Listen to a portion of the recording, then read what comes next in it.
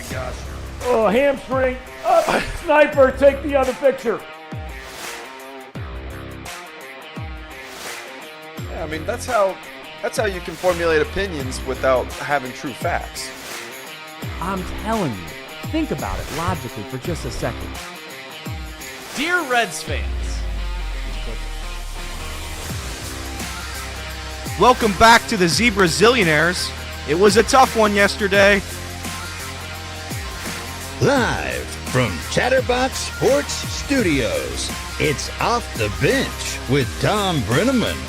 Well, good morning, and a pleasant good Tuesday morning to each and every one of you. It is another glorious, beautiful, sunny day right here in the heart of downtown Hamilton, Ohio. We welcome you to Off the Bench, presented by our friends at United Dairy Farmers. I'm Thom Brennaman. We come your way, if you're wondering, Monday through Friday, 10 to 12 p.m. And that's Eastern time, if you're wondering. Many do ask, is Cincinnati and Ohio in Eastern or Central? This is Eastern. You can find us on YouTube, the Chatterbox Sports page. We broadcast live on X, formerly known as Twitter, Elon Musk Empire. Join us there, or if you'd rather join us in podcast form, just search Off the Bench with Thom Brennaman wherever you find your podcast. And you're dialed in. We know that football is a violent game. There's no debate about it. And injuries are going to happen. You just pray for them not to be serious injuries for these young men who play. And although Jamar Chase wouldn't say when he injured his back on Sunday night against Buffalo, each and every one of us saw him land hard on that back in the third quarter of the game on Sunday night. Now, he stayed in the game, made a big catch late to preserve the win, but you could tell even when he caught that ball, a 32-yard game, he ran out of bounds. Something was wrong. And we pointed out, as Chris Collinsworth predicted, right there when it happened, when he fell down hard on the back, he said that back is really going to hurt the next day. He's going to crawl out of bed if he's lucky. And Collinsworth knows what he's talking about. He's been there. And sure enough, Chase says he is very, very sore. And his availability for Sunday's game against Houston is very much in doubt. Remember, the Bengals will play at Baltimore just 4 days later. You got to have him for that one. The guy who could take his reps, or some of his reps, if he's unable to go Sunday, is rookie Charlie Jones. Remember him? Out of Purdue? He's trending in the right direction, says Zach Taylor, following a stint on IR with a thumb injury, and might be active this weekend, so stay tuned.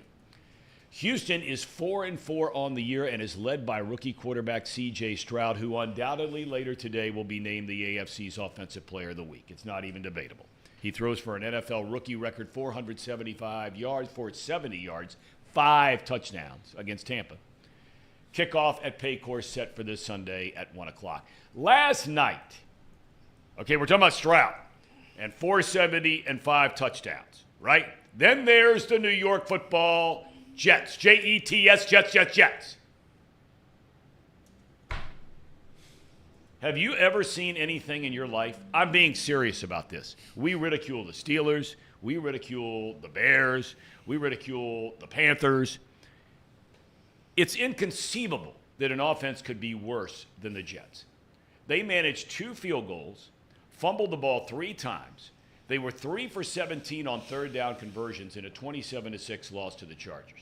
The Chargers, who have the 31st ranked pass defense in the league.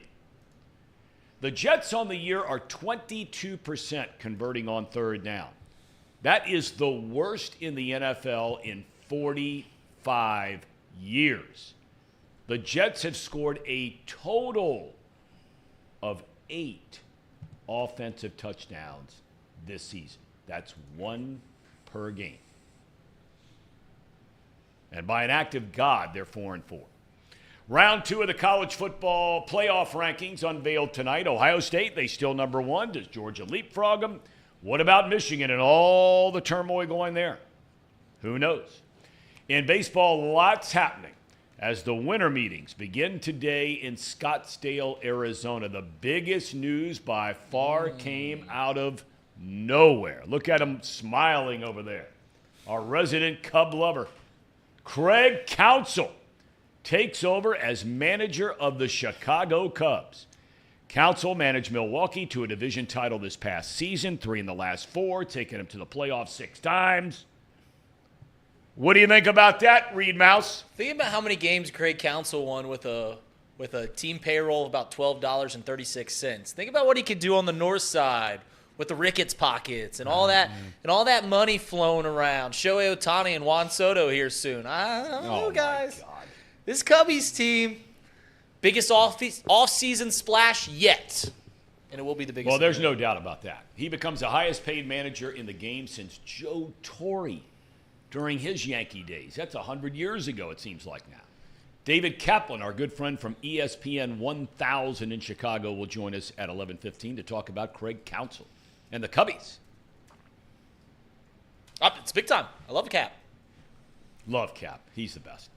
The Mets named Carlos Mendoza as their new skipper yesterday. He comes to Queens after 15 years with the Yankees in multiple roles, including each of the last 4 years as Aaron Boone's bench coach. The Diamondbacks, rightfully so, extend manager Torey Lovullo's contract through the 2026 season following the team's unbelievable run to the World Series this year. College basketball tipped off in full force last night. We begin with UC, who did not shoot it particularly well. They were 5 for 25 from three-point range, but still beat Illinois Chicago 69-58. Day Thomas. This is a guy to watch. This guy is a player. Division I debut last night, 15 points. Dan Skilling's off the bench with 13. C.J. Frederick had 11, his first game as a Bearcat. And, of course, UC is still without 2 of their best big men who are ineligible to play because of the NCAA. Here's what Wes Miller had to say after the game last night. Coach! Good tonight. All right, thanks, Coach. I want to say one more thing. It's bittersweet when you win and 2 kids that you think deserve to play are sitting in street clothes. It's bittersweet. And those 2 dang kids deserve to be playing. It ain't right. It ain't right. So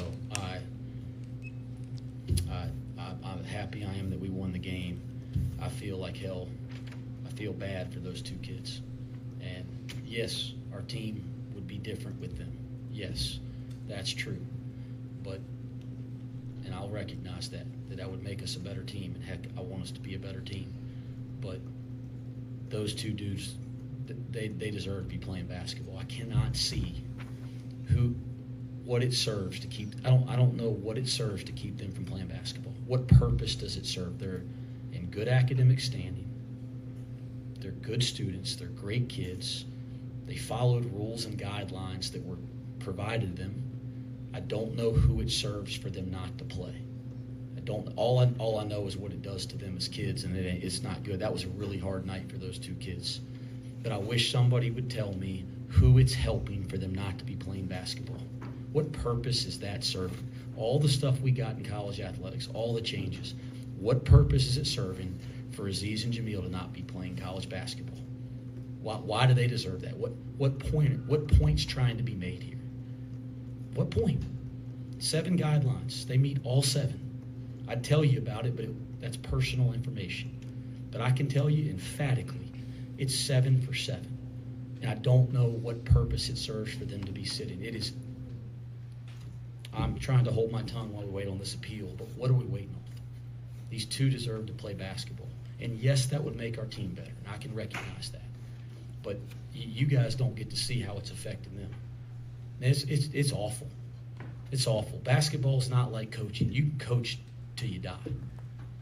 Basketball, you only get to play so many years. Man, we're taking a year away from them. I don't understand. I don't know what purpose that's serving. So, yes, I'm excited about the win, but that's the bittersweet part. And, man, those kids are struggling, and it ain't right. And I'm going to keep standing up for them because it is not right. And, yes, it'll make us a better team, but more important than that, it ain't right. And I don't understand the purpose here. I don't know who this serves to keep them from playing basketball. All right, thanks, guys. He is spot on. We have said this on this program, said it 2-3 weeks ago when they were initially denied their appeal. This is ridiculous. I mean, seriously.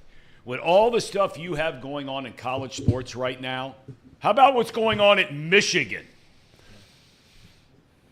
He said there are 7 requirements which by NCAA rules and regulations you have to meet to be granted this eligibility, and you just heard what he said, they have met all 7. They're in good academic standing. They are good students. And you're telling 21-year-olds, hey, look, you're not playing. This is ridiculous. The NCAA should be absolutely ashamed.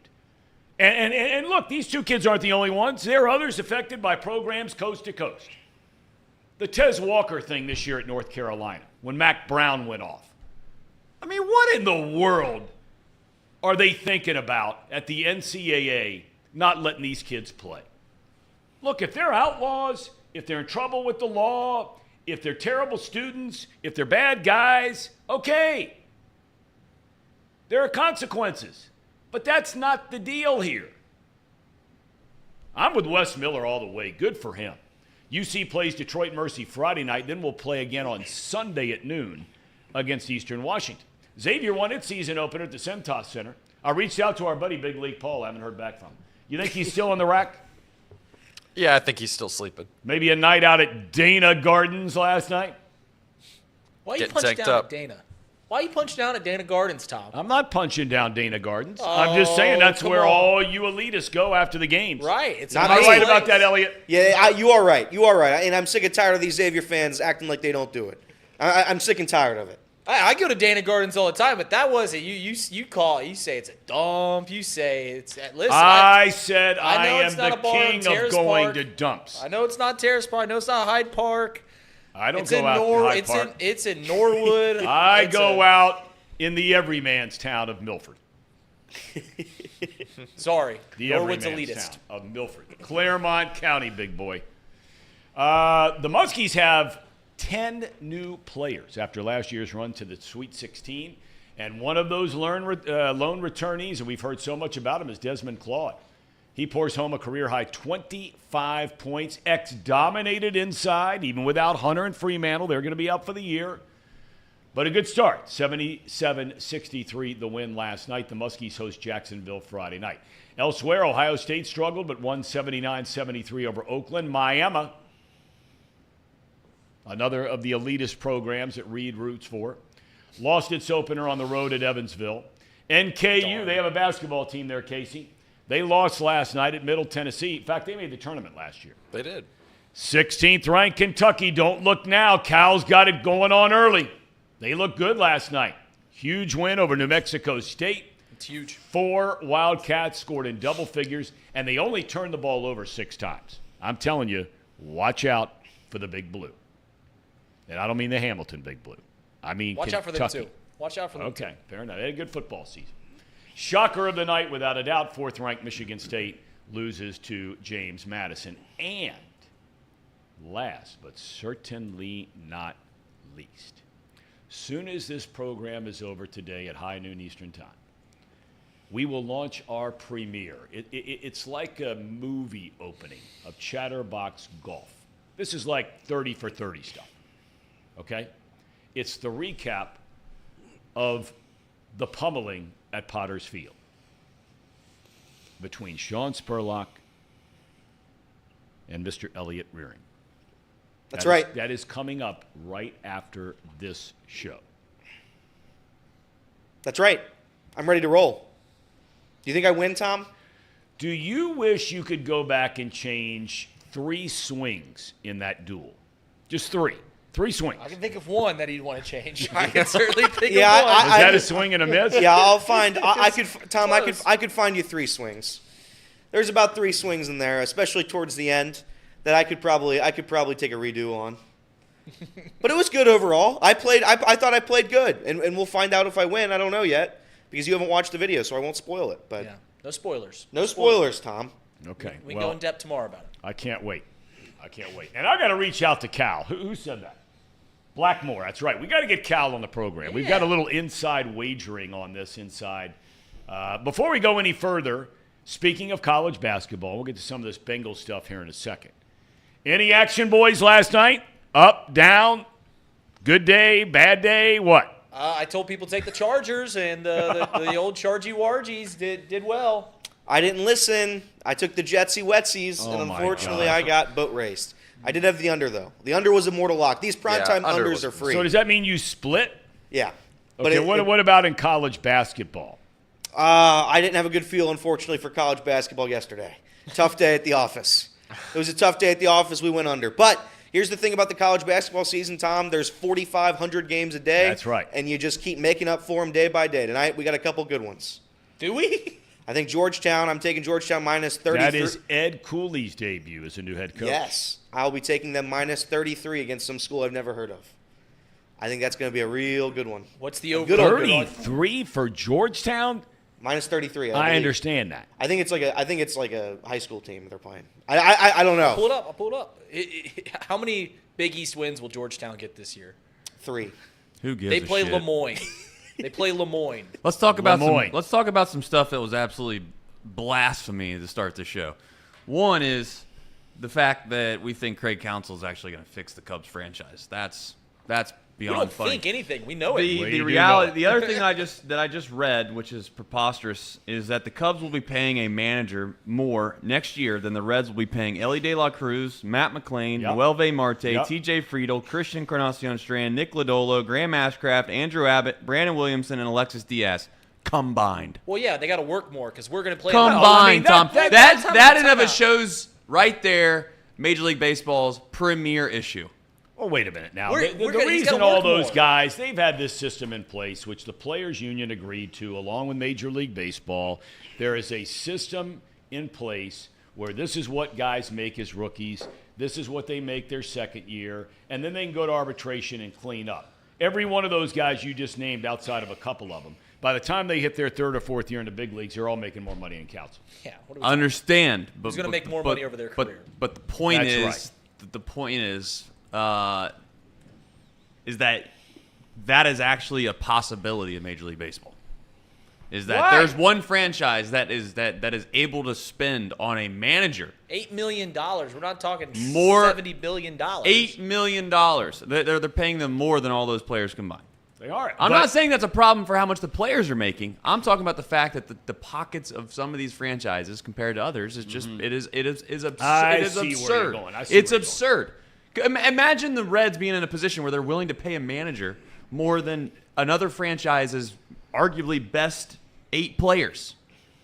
Well, young players. It doesn't, but it just doesn't matter. Like that's the way the Reds have to win is this way. And I guess I'm playing a little woe is me type thing, but it's just like big time. We're to the point now where I'm not worried about the Cubs because they'll inevitably collapse. It's a pit of misery around there. So again, Not a lot of people talk frowning about the faces Reds at and how Wrigley. they should have went out and made a deadline deal, but we all forget that there was one team that had a 92% chance to make the postseason and then just inevitably collapsed No for the doubt. second year in a row.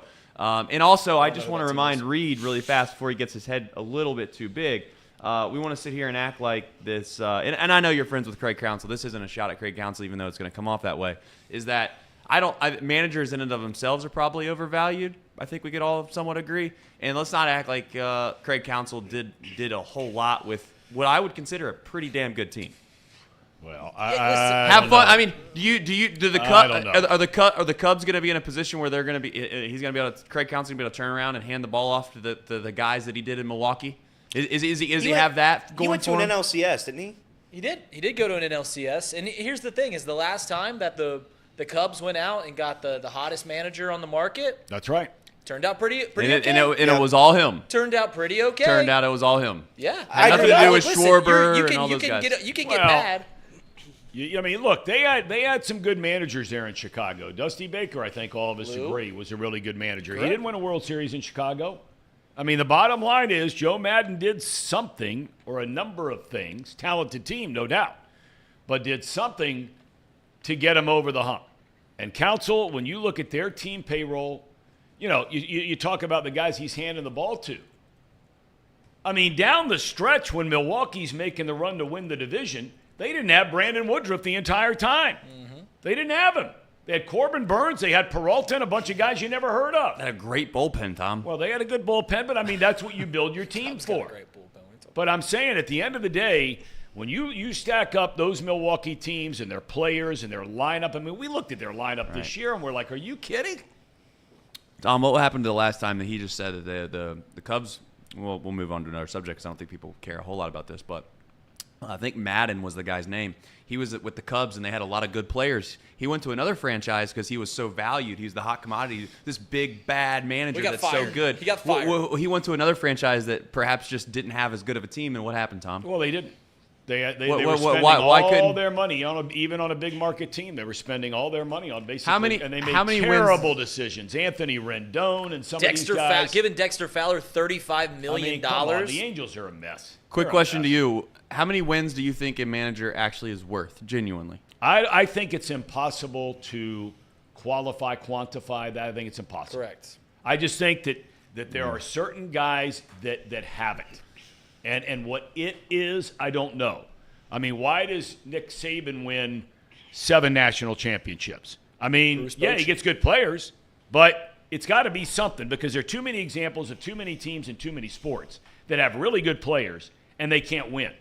I mean, why does Urban Meyer go from Bowling Green, go to Utah, and go undefeated and play in a BCS bowl game?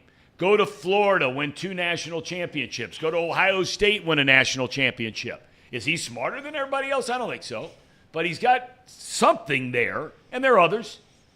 They've got something there. And I think Counsell, whatever it is, he's got it. And Jed Hoyer, the general manager of the Cubs, it was a fascinating story today I just read about that whole thing and the way it happened. They weren't even going to pursue Counsell.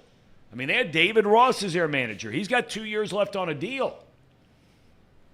And Hoyer assumed that Counsell, who interviewed for the Cleveland job and the Mets job, said there's no way, he was just thinking on his own, and he wasn't going to pursue Counsell, is the inside story.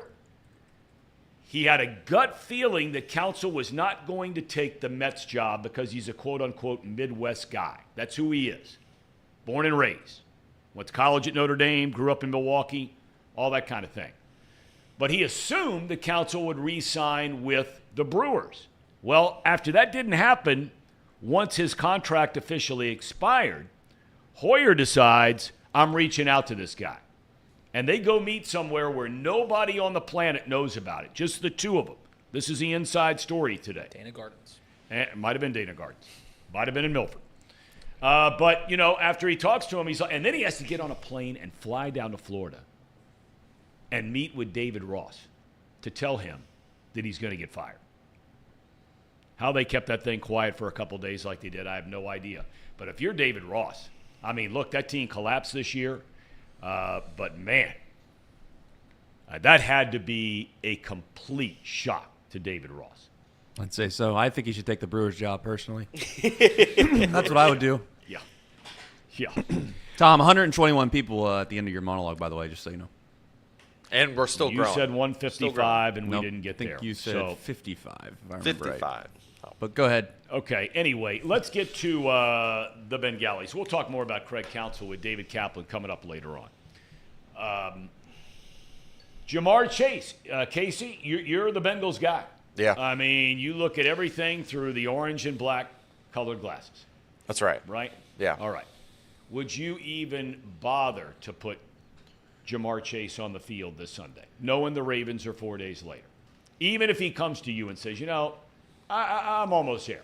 Not all the way there. If the player comes to you and says, I'm ready to roll, and you see him running around in practice and he looks good, that's different. But if he comes in and, you know, he's kind of not getting through practice, injury reports come out starting tomorrow, they're off today, would you just sit him down? Yeah, I think regardless of what he says, I'm sitting him anyways. Like I've already in the back of my mind declared him out.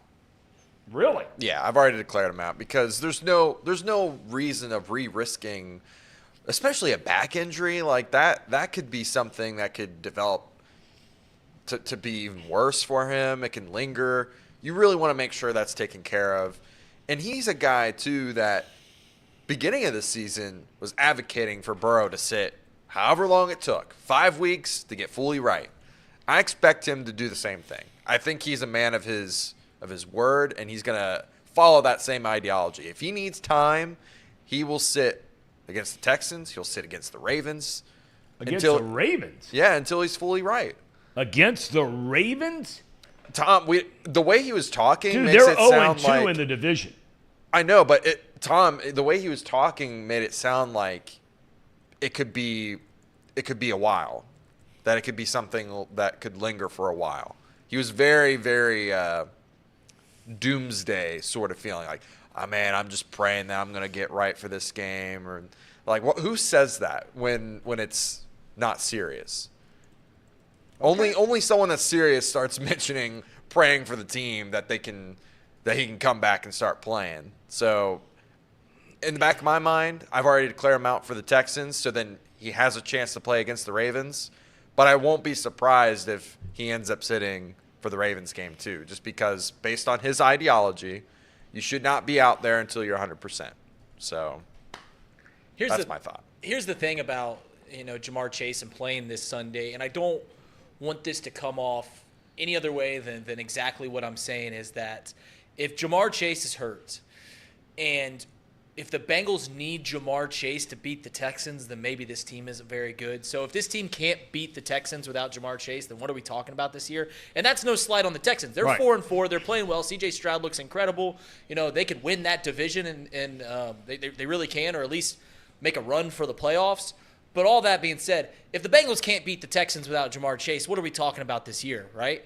I mean, he's a great player. He's a phenomenal player, but that's a team that the Bengals should, they're the 9-point favorites or whatever they are. They should be able to beat them without Jamar Chase. So if Jamar Chase needs some rest, get him some rest, because we got 2 big weeks after that. Him sitting out against the Ravens, can't do that. Can't do that unless he physically cannot play.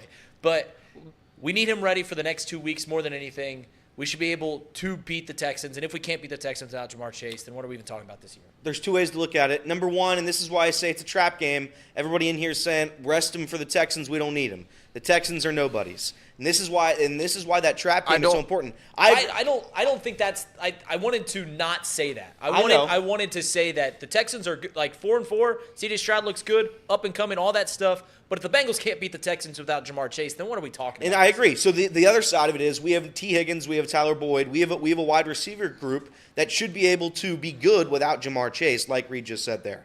So there's 2 ways to look at it. You can say this game's a win, it's a rollover, bench Jamar. Can't do that, right?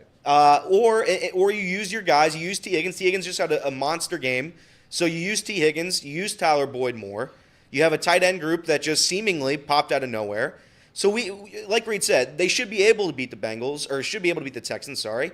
But you can't look at this game like it's just a free win. And that's what I feel like is happening right now. Yeah, I would say a lot of fans feel the same way that you do. I don't think we in this room feel that way. I think we respect the Texans and what they're doing right now. I will say that getting Charlie Jones back, somewhat the emergence of Yoshi playing Yoshi. well. I love that dude. I don't think it's going to be as detrimental to lose Chase like it was last year. And we still won 3 out of the 4 games that Chase was gone for. So, you got to beat the Texans. I think, Reed, you're right. Like, we should be able to beat them without Chase. We, top to bottom, have a better roster. So, that being said, I'm cool with sitting Chase. Like, in the back of my mind, I'm cool with that. But it's 4-day turn. It's 10 days before we face the Ravens, right? So it's like that's might not be enough time still. Yeah, is what I'm getting at. That's fair. Here's the thing: is if us Bengals fans, knowing that in the NFL you're going to have injuries, more than likely guys are going to miss a game here and there, right? Mm-hmm. Jamar missed a couple games last year. T's probably going to miss a game, or he's already dealt with an injury and stuff. Yeah. So those things are going to happen. If we could look at the Bengals season before it started and said, let's circle one game that Jamar Chase can take off, right? Get rest. I think a lot of people would circle this Texans game, right? And once again, that's not a slight to the Texans. They're 4-4 for a reason. They're good. They're up and coming. They got a good quarterback. All that stuff is all well and good. But I want Jamar Chase to be healthy for the 2 games after that more than anything else. Well, and I'm not for a second. I mean, look, I was very pleased to hear that Charlie Jones is making progress. We saw him run the punt back for a touchdown earlier this year. He did a lot of great things at Purdue. He's a talented dude. But he's been out for a number of weeks. So, I mean, Yoshi is the guy, it seems to me. I mean, it's a slam dunk that he would be the guy that would get the reps at wide receiver if Chase can't go. And look, I'll go on the record right now, and I said this off the air before we went on right now. I think if this kid gets a chance to play, I think he is going to be one hell of a player in Yoshi. He is tall, he's strong, he's big, he's fast, he's tough, he's got good hands. I mean, it's no accident this guy, in very limited snaps, he does some little things, finds space in the end zone, touchdown, back-to-back games. This guy's got something about him. Yeah, Tom, you know how I feel about RAS scores, and he had one of the highest RAS scores for any What is wide that? receiver. A what? A RAS Is score? that a test that the players take? Did they rail C.J. Stroud over? It's the relative athletic score. So Relative athletic score. Yeah, all right. all Is this an analytics-driven thing? Yes. Okay, tell me about it. So it's measurables, how tall you are, lengthwise, but it also takes all the data from the combine and the pro days, puts it together, and compares it to the rest of the wideouts relative to him, not just in this draft class, but for the last 40 years. Right. And he tested in the top percentile, the very top, the top echelon. And not only that, he's a smart kid. No doubt. A very smart kid. Ivy League. Super handsome. He's a handsome. Yeah. He's just got all the makings to be a great star, Tom. He is a handsome fella. I agree with you on all of that, including him being handsome. He's a handsome man. The thing is, Tom, Is Reed a handsome man, do you think, Case? Handsome man. I mean, Look to at tell you, that the look. chat is lighting up regularly over Reed Mouse. As always, they do. Listen, the thing about Yoshi, Tom, and you have a lot more. I think he's a good player. I think he's good depth on the wide receiving crew. But, yeah, this is a good game for him to come out. And Charlie Jones, if he comes back and healthy, we saw him. There was a lot of talk of Charlie Jones before the season about things. You were digging into him, saying, why wasn't he playing over the past couple weeks? And we're like, well, he's got a hurt thumb. Yeah. But we'll see him come back. I mean, hopefully he gets to come back. Hopefully I he gets agree. to play. And it all comes down to this wide receiving crew. If Jamar Chase needs rest, then, yeah, you rest him. It's as simple as that. Well, it's going to be interesting to see what happens. And, look, after what we saw from that tight end room on Sunday night against Buffalo, clearly there are some guys that are looking to step up and get some reps and make some plays. Tanner Hudson did that the other night. The guy all of you just completely slaughtered in this room. Irv Smith, one of the great catches of the year, Irv Smith Jr. in the corner of the end zone. Have you guys ever seen baseball players lose a ball in the lights? Right? Happens all the time, right? Yeah. That ball that was thrown by Burrow, and you guys think I'm being facetious when I say this. I'm not. Suzuki lost the ball in the He light. is falling backwards in the corner of the end zone, looking up, and that ball is right in line with the lights. He's falling backwards. That was a fantastic catch. You guys would be going off the reservation in joy if Chase or Higgins made that catch. But you want to just beat down Irv Smith Jr. Well, Tom, I mean, we got the other guy that you didn't mention. Time out, Tom. Time out. For weeks, everyone's talking in this room about we need to go trade for a tight That's end. right. Let's go get Darren Waller. Let's go get Gronk. All these things, Tom. There's one guy that is saying we have enough tight ends right now. And it was me. So don't tell me that we've been just burying Irv Smith. Time out. Time out. Credit was given where credit is due of you standing by your man in Drew Sample. I do stand by Drew Sample. You stood by him all along. I give you all the credit for that.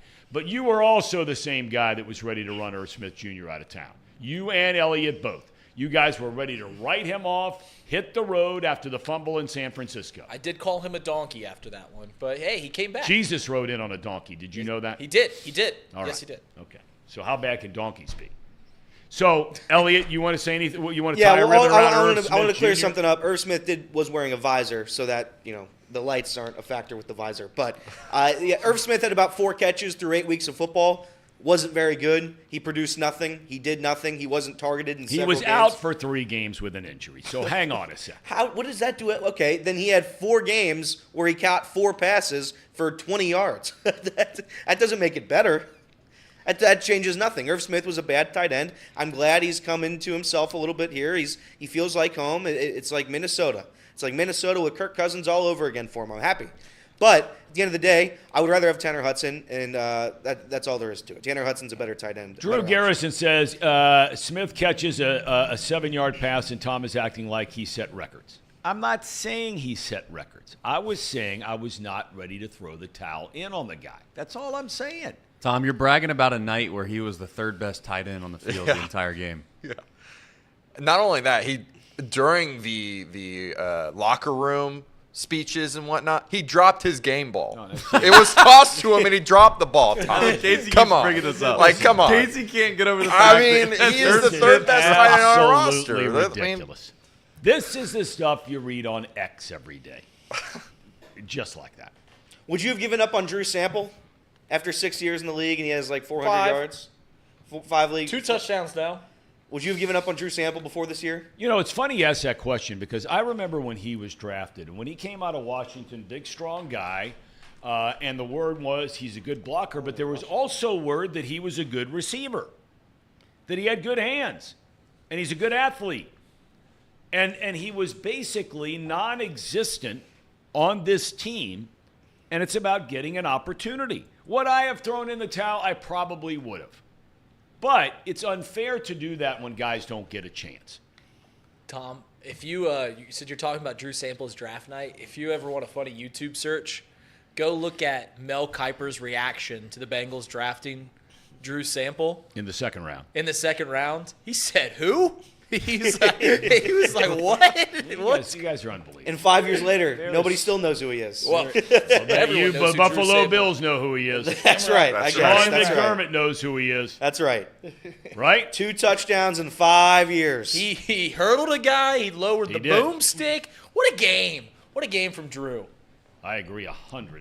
Let me ask you this. If it wasn't the Texans this week, are you benching Jamar? If it's the Ravens this week, are you benching Jamar Chase? Casey, that's a question for you because, I'm still convinced what's going to happen here is he's going to – I mean, look, the thing that gets lost on a lot of us sometimes, if you've ever been injured, maybe you had a knee surgery or a shoulder surgery or, you hurt something and you'll go to Beacon or wherever it is and do your rehab and all that kind of stuff. But you're lucky to get in once a week, maybe twice a week, right, for the rehab. Mm-hmm. These guys are 24/7. They take these devices, these STEM devices and all this stuff, they take it home with them. They are monitored constantly, getting everything they need to heal and heal quick. They have access to all kinds of things that all of us don't have access to. Any of us have access to, by and large, right? I guarantee you by the end of the week, he's going to feel well enough to play. Now, whether or not he's going to play is going to be a conversation between him and Zach Taylor and Duke Tobin and everybody else. But he is going to be ready to roll for Baltimore. You can mark it down. Well, Mark it down. he's going to have his best chance sleeping in a sleep number bed, Justin Jefferson. But Are they a sponsor of ours? sleep number? Yes. No. So no free ads. But that mattress company. You just that gave him one. That was the most freest ad ever. There's no doubt about it. But, I think if it was the Ravens, I still would probably sit him because I think I want him for the rest of the risk of re-injuring a back is just so like that can take him out for the year. Like that's something that I just don't even want to mess with. A back is so finicky to me. I mean, you think of offensive linemen and when they get injury to their back, what that's like. But for a wideout, maybe it's a little different. That's where I'm coming from. That's where my place of mind is. It's just back injuries can be devastating. So you're saying no matter he's not so really you're- hurt though. What was that? I mean, like I say, he's not hurt. That's the thing. Like he's not or injured, whatever term you want to use. He's There's no- hurting, there's no- but he's not injured. there's At no least as far as declared- we know, and we don't know. There's no declared he's- tear or sprain or Correct. anything like that. And I mean, if you watch the replay, it's highly unlikely that he has one of those things. and that's fair. So I would just. Where I'm coming from is how he reacted to the presser. Where he Yeah, was but I just mean, like, you're reading a lot into that. I think it's one of those things where that just could be the nature of the way he goes about his business. He wants to. I mean, maybe he wants to set the expectations really low and to make it look like he's a gamer, that he's going to go out there and play, and he's not. I'm not suggesting he's sandbagging a ton here, but there's certain guys that want to be tough and act like they're not hurt at all when they actually are hurt, and there's some guys that embellish injuries a little bit and then they go out and miraculously heal. I'm sure you can go out on YouTube and find out which players are which. Well, I'm not saying Jamar's a soft person for doing that, but I mean, I don't think it's a bad idea to go to the press and be like, I don't know. I mean, I'm not feeling great. I'll be lucky. I'm praying that I feel good for Sunday, and we leave it at that. And next thing you know, if he's not available to play, then he's not available to play. I think Jamar's going to make the decision. That's Yeah, what it comes down to. ultimately, Listen, yeah. Jamar's going to make the decision. This Sunday he can't. I don't think he should play regardless. If he wants to play, though, he's playing, right? Yeah, if he wants to. So, I mean, ultimately. I don't know about that. I don't know about that. I don't know about that. And I think that there's, we're not privy to those conversations and how they work. Every team is different. If Every they let player Joe and Burrow circumstance is different. What's that? If they let Joe Burrow play.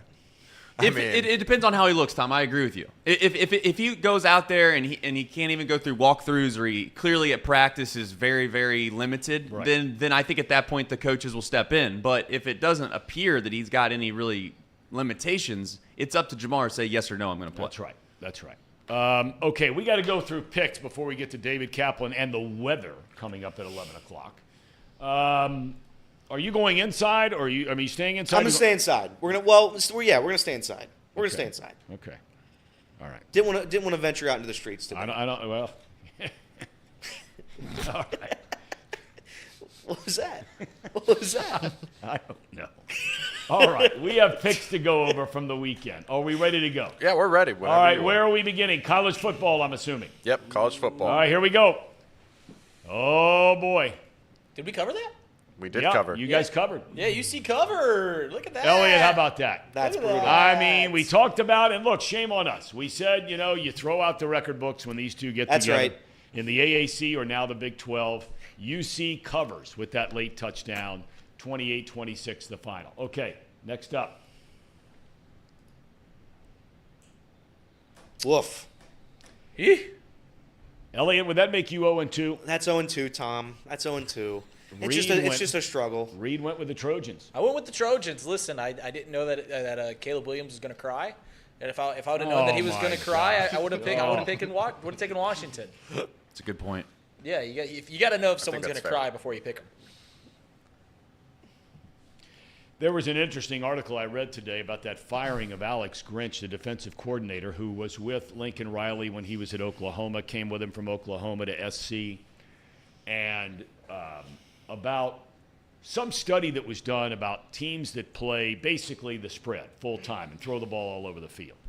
And before this season, Lincoln Riley had told Alex Grinch, we are committed to running the ball more, so your defense is not going to be on the field all the time.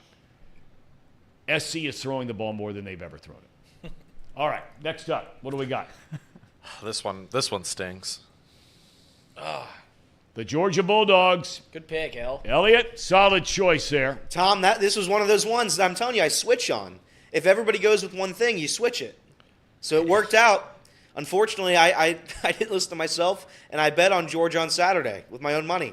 You know what's crazy about you doing that is it's kind of like our system, but I won't get too deep into that.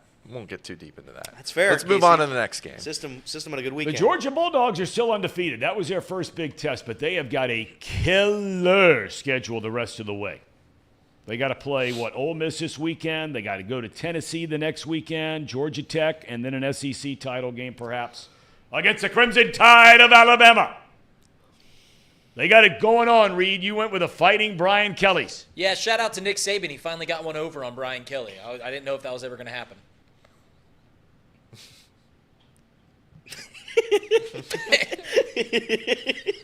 Solid pick, Elliot. Casey, Thanks. good going. Thank you. You're welcome. Good job, Tom. Thank 4-1 you so far. Thank you, Trace. 1-3. 1-3. This one's also 1-4. Yes. yeah. And there is Elliot yet again. That's another one, Tom. I'm telling you, it works. You just fade everybody in this room. You just fade all of you. Weird. It's weird. You know, I just celebrated my 23rd wedding anniversary over the weekend. Congratulations, November the 4th. Tom. Thank you very, very a little much. weird. I mean, there are a lot of ups and strange. downs. You know, most days you get 23 years. They really don't like you very much. They love you, but they don't like you very much. But you got to try to find a way to get peace in the house.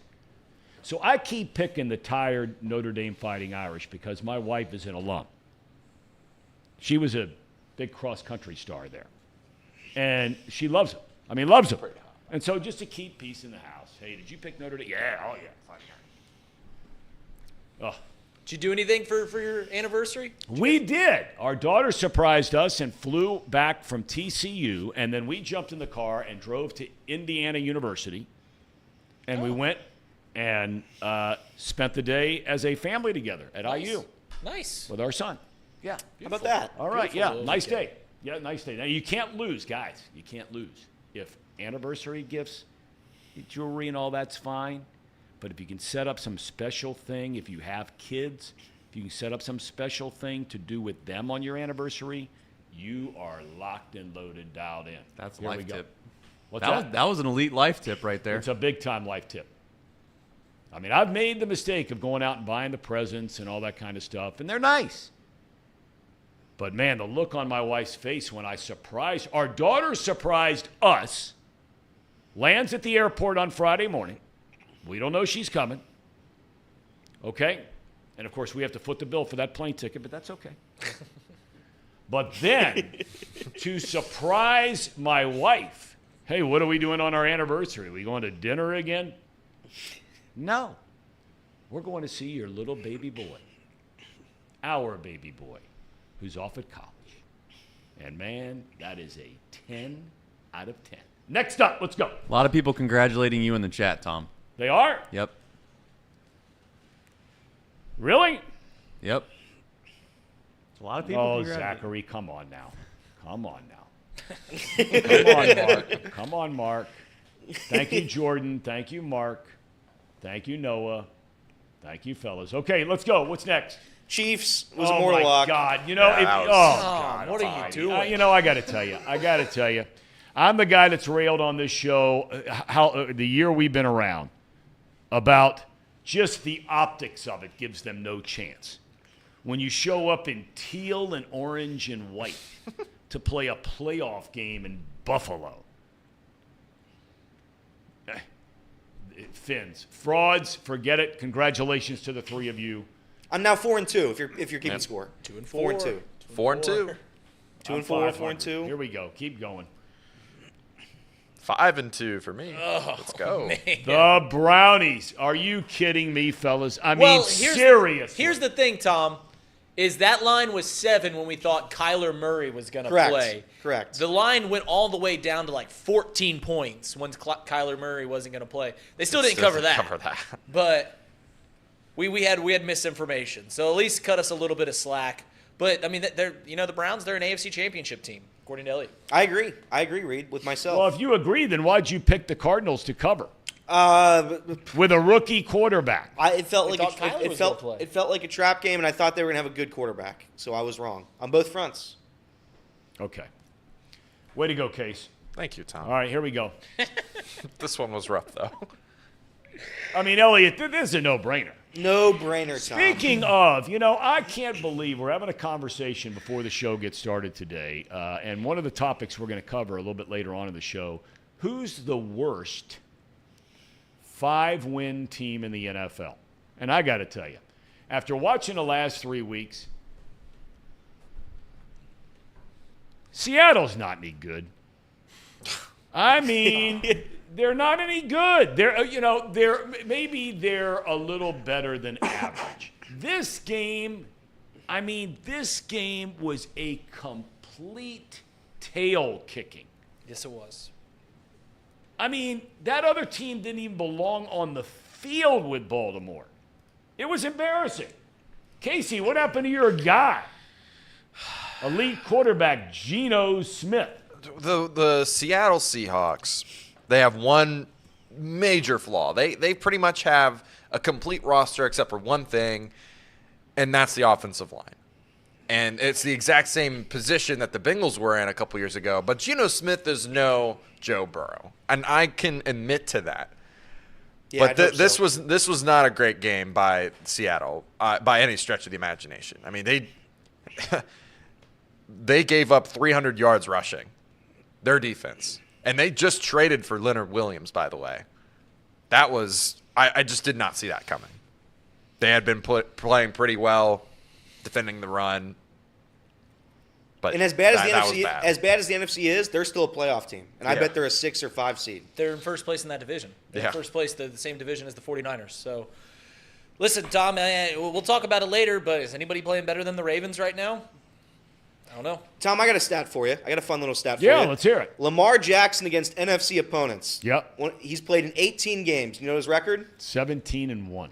17-1 That's incredible. against NFC opponents. That's incredible. Yeah, and I want to know what the score differential is on that because he blew out the Lions 30 to whatever. He just blew out the Seahawks 37-3.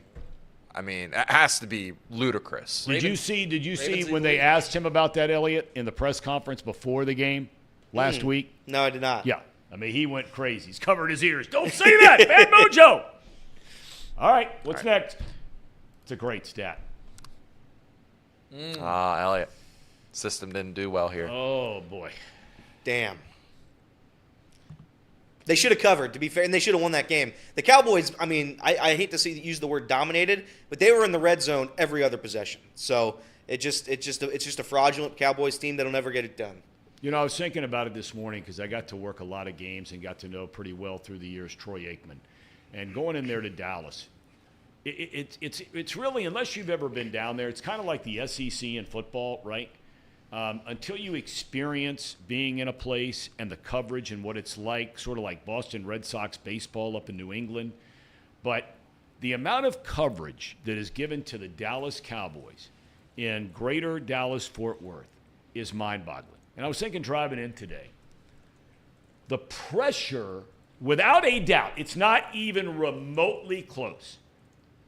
The highest pressure-packed position that there is in sports is the quarterback of the Dallas Cowboys.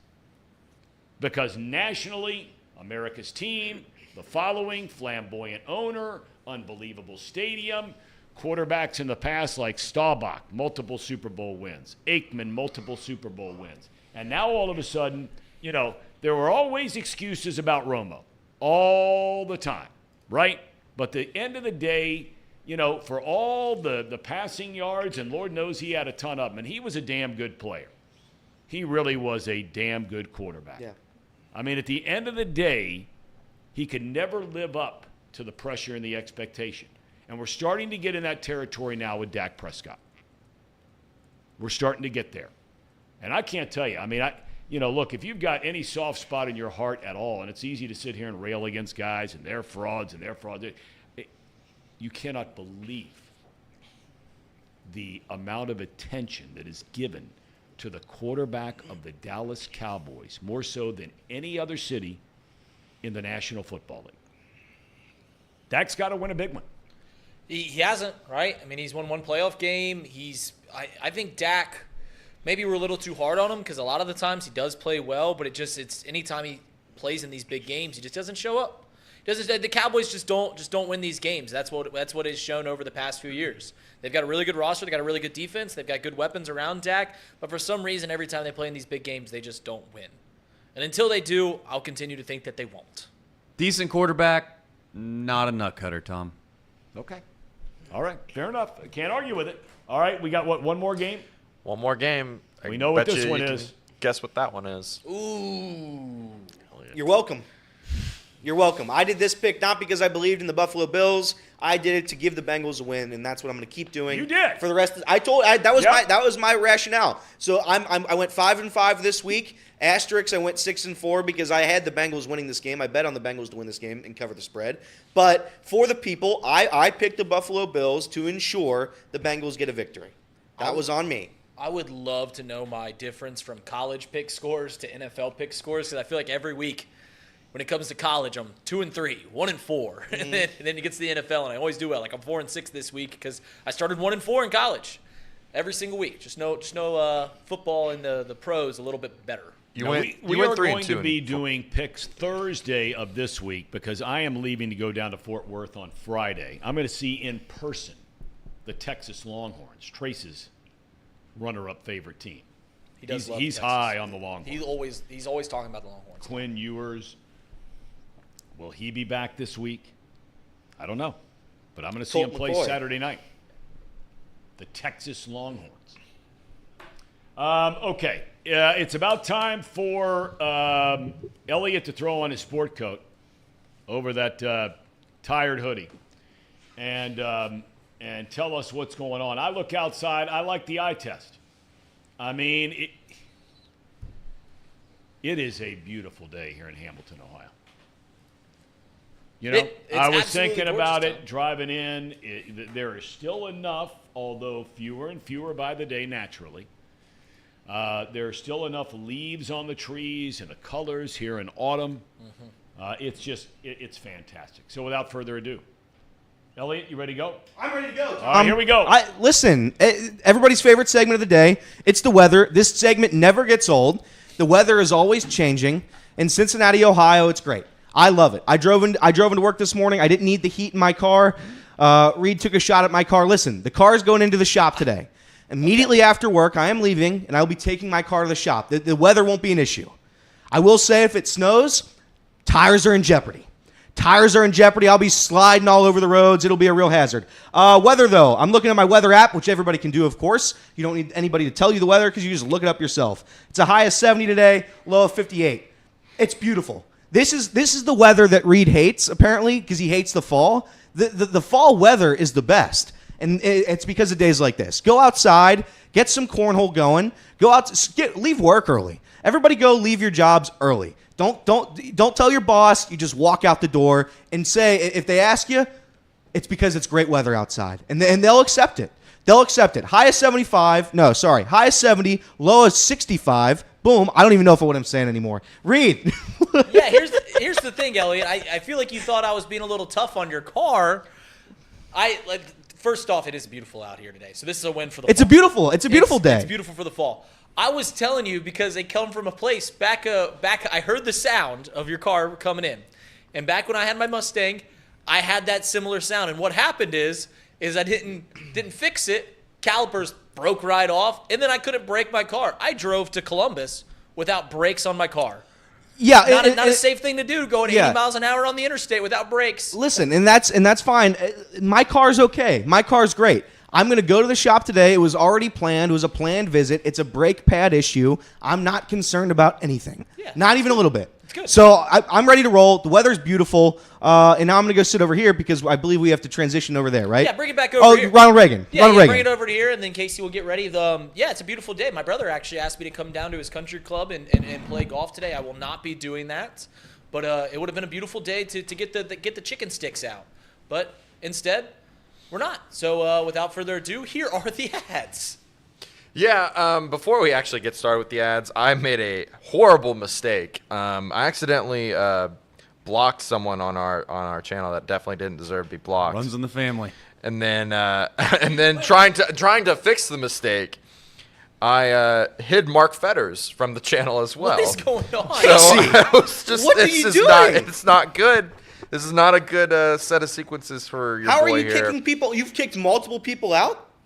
On accident. This On isn't the accident. first time you've done this. I'm fixing my mistakes. Just hang on. This all happened right before we went to.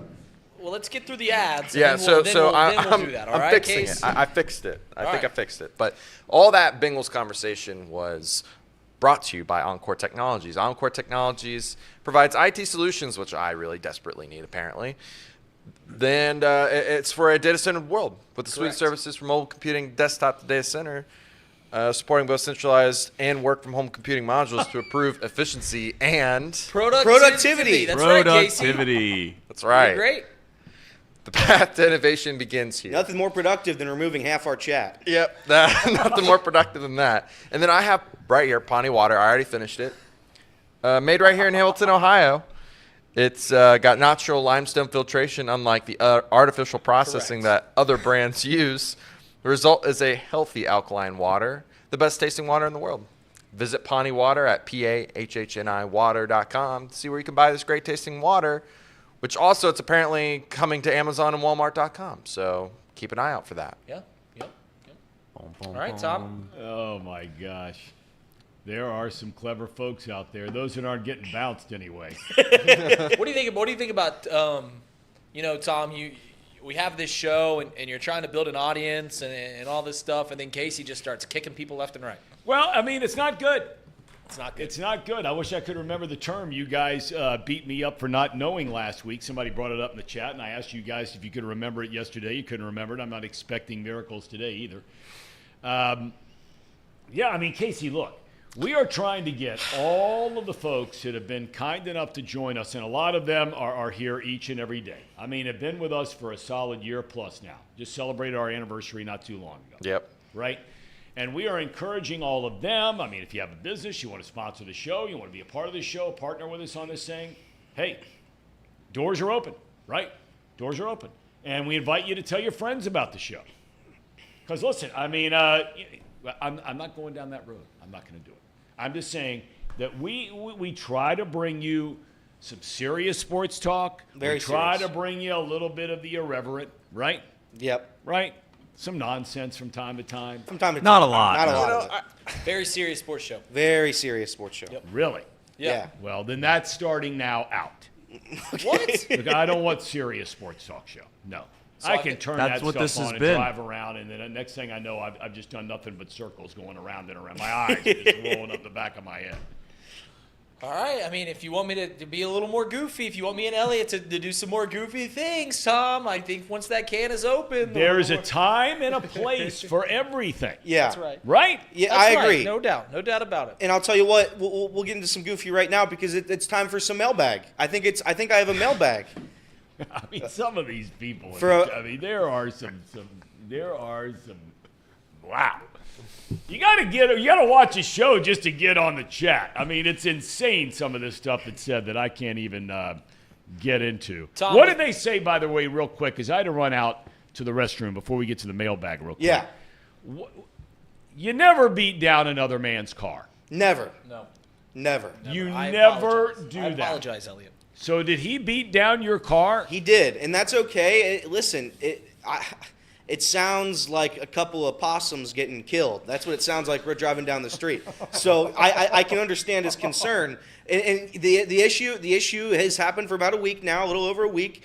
I'm going back into the shop today. Everybody, calm down. The car's fine. I'm not killing any possums. Not like Casey does. So everybody, calm down. Don't kill We're okay. possums. Can I What are we talking apologize, about? Elliot? I'm sorry.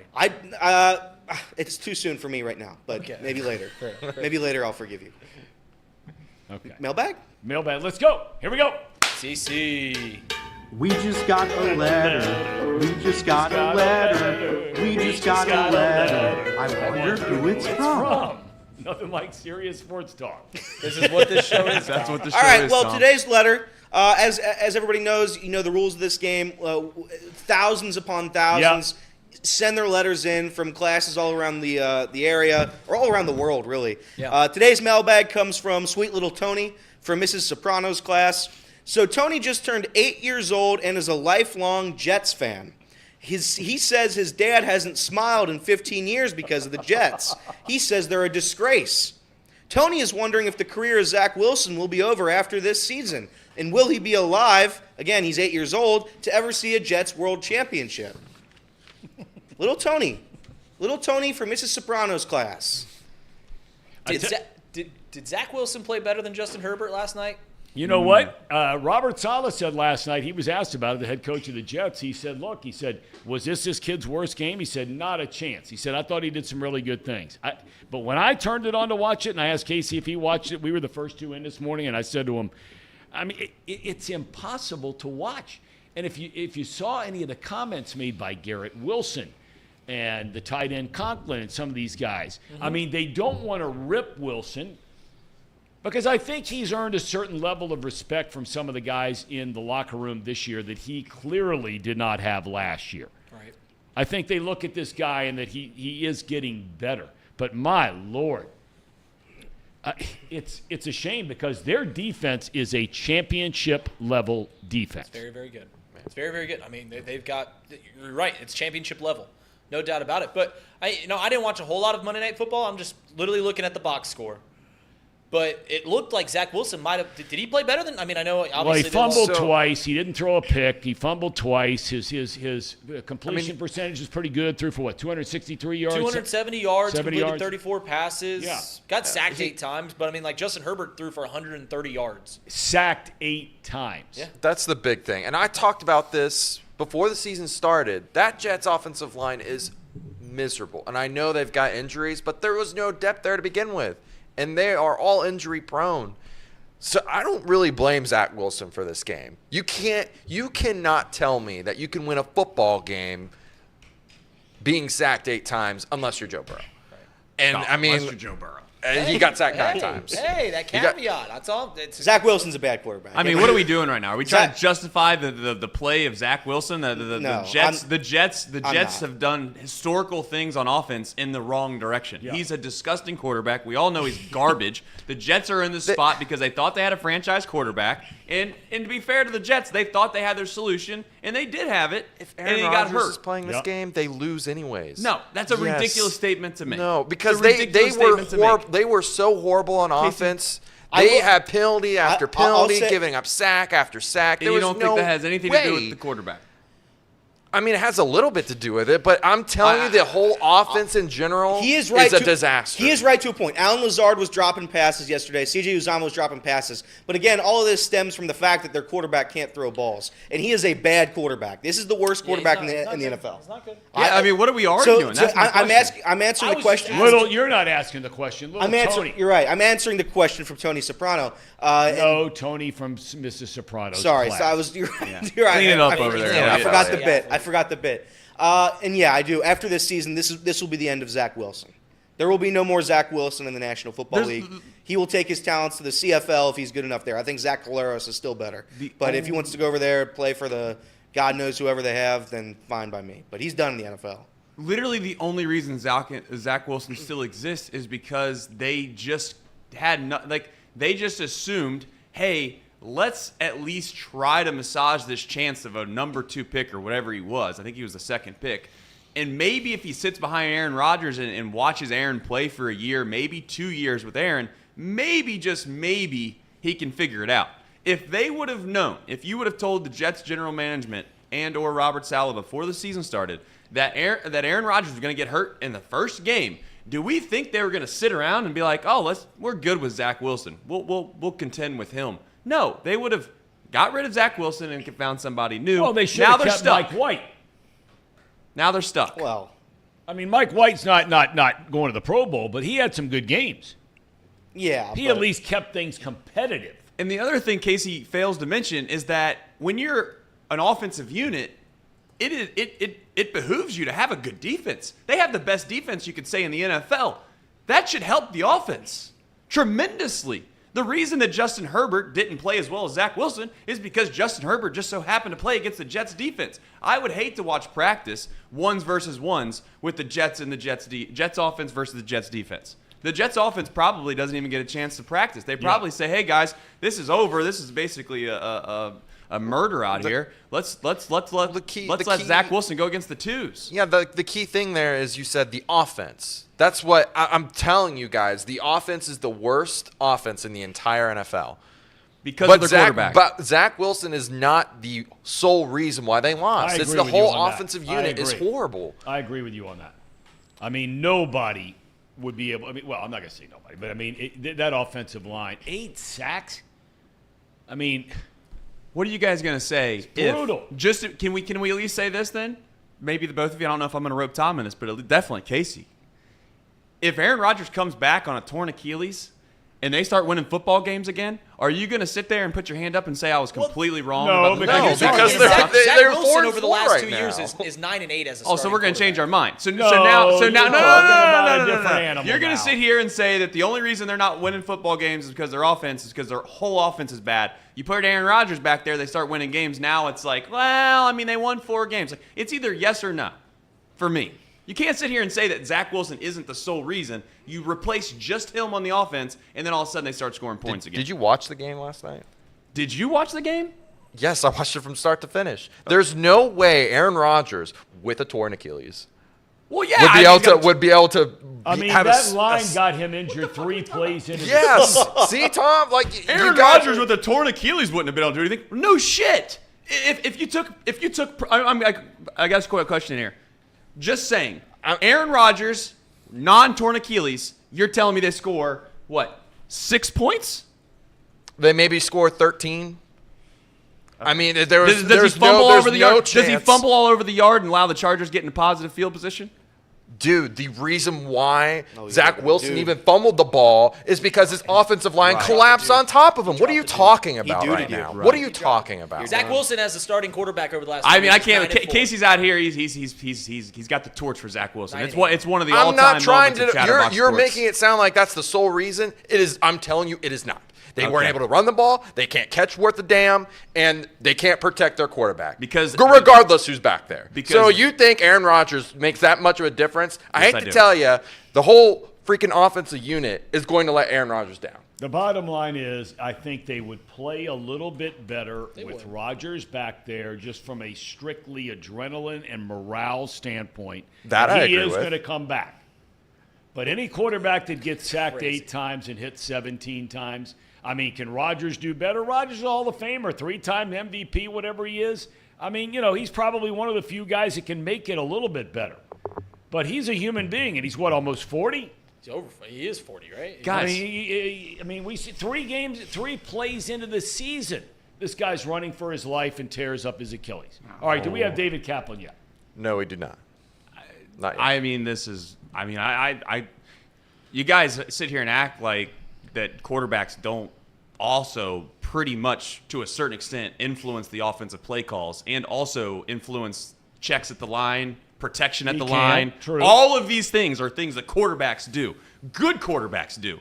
And quarterbacks that are good know what the coverages are, protect themselves, and they get rid of the ball on time, and they make plays. That's what good quarterbacks do. They do. If you want to sit here and convince yourself that Aaron Rodgers on the Jets isn't 2 or 3 wins better, you're basically that's to a not what certain we're extent. saying, though. That's not what little we're clueless. saying, though. That's not what we're saying, though. That's exactly what you're Here's- saying. No, here's- it is not. Here's the thing about Zach Wilson's not good, and this is a testament to how good the Jets are. Starting in the last 2 years, he's 9-4. He's 9-8. Like, he's got a 9-8. winning record as a That starting says quarterback. something. Yeah, I mean that's a testament to how good the Jets are. That's not a testament to Zach Wilson or anything like that. I'm just pointing out there that he is a winning quarterback over the past 2 years. Good point. That's Good because point. the Jets have a Super Bowl team. I'll tell you this right now, without hesitation. You put the Jets defense on half the league, and half the league Yep, would immediately become Super Bowl contenders and/or favorites. no doubt. That's correct. They get after the quarterback. But the only thing they don't have, literally, to a certain extent, is an elite quarterback. That's right. And they went out and paid for one, or traded for one. Exactly, and that's the paid only for one. reason they have Zach Wilson. And his line let him down in the first drive. If the Jets didn't get, like, a simple question, if the Jets didn't get Aaron Rodgers, do you think Zach Wilson would even be on the roster? I mean, I'm not sitting here defending No, Zach I think you Wilson. are. I think you No, are. I'm all I'm trying to do is illustrate the game last night was not just Zach Wilson's fault. It is a whole offensive unit issue. And if you want to sit there and act like Aaron Rodgers changes that game, we won't ever know that. But I'll tell you this, it's damn hard to win a football game when you're sacked 8 times, when your receivers are going to drop 3 balls, Garrett Wilson fumbled the ball. I mean, like, what? They can't run worth a damn 3 yards a carry. Like, what are we talking about? The whole offensive 3 yards unit. a carry on it, theoretically, you would never actually not score. If you could guarantee me, Casey, that I get 3 yards a carry every single play, I'd score a touchdown every single drive. That's math, baby. It's math. I mean, that's just if you math. want, if you feel It's comfortable with analytics. 3 yards a carry, be my guest. Be my guest, Trace. All right, I'll let you all have right, that. all right. We've had enough on the Jets. Jets, Jets. We're waiting on David Kaplan. Yeah. Wait, and by the way, little Tony from Mrs. Brando's class, we thank you for taking the time Yes. to write that letter. Yes. Absolutely. These kids, they're writing their hearts out, and I'm honored to read them. I really am. We need to give probably some kind of an address. We have it on the website where kids can write in, but we need to get to the teachers to make sure that they are the ones who are Yeah. encouraging the little Tonys Yeah. of the world. And the kid last week, him and his buddy running what was it?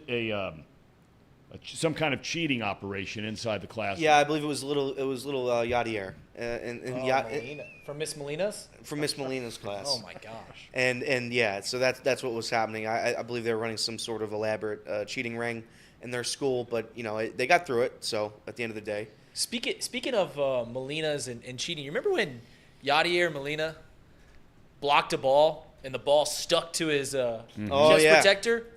literally just stuck to his chest protector and nothing happened. Like, that shouldn't happen, Tom. Like, he's clearly putting pine tar all over his thing, which then can affect the ball to the pitcher, right? I mean, you grab a little pine tar, throw it back to the pitcher and stuff like that. And we watched it happen. The ball literally stuck to him like it was Velcro.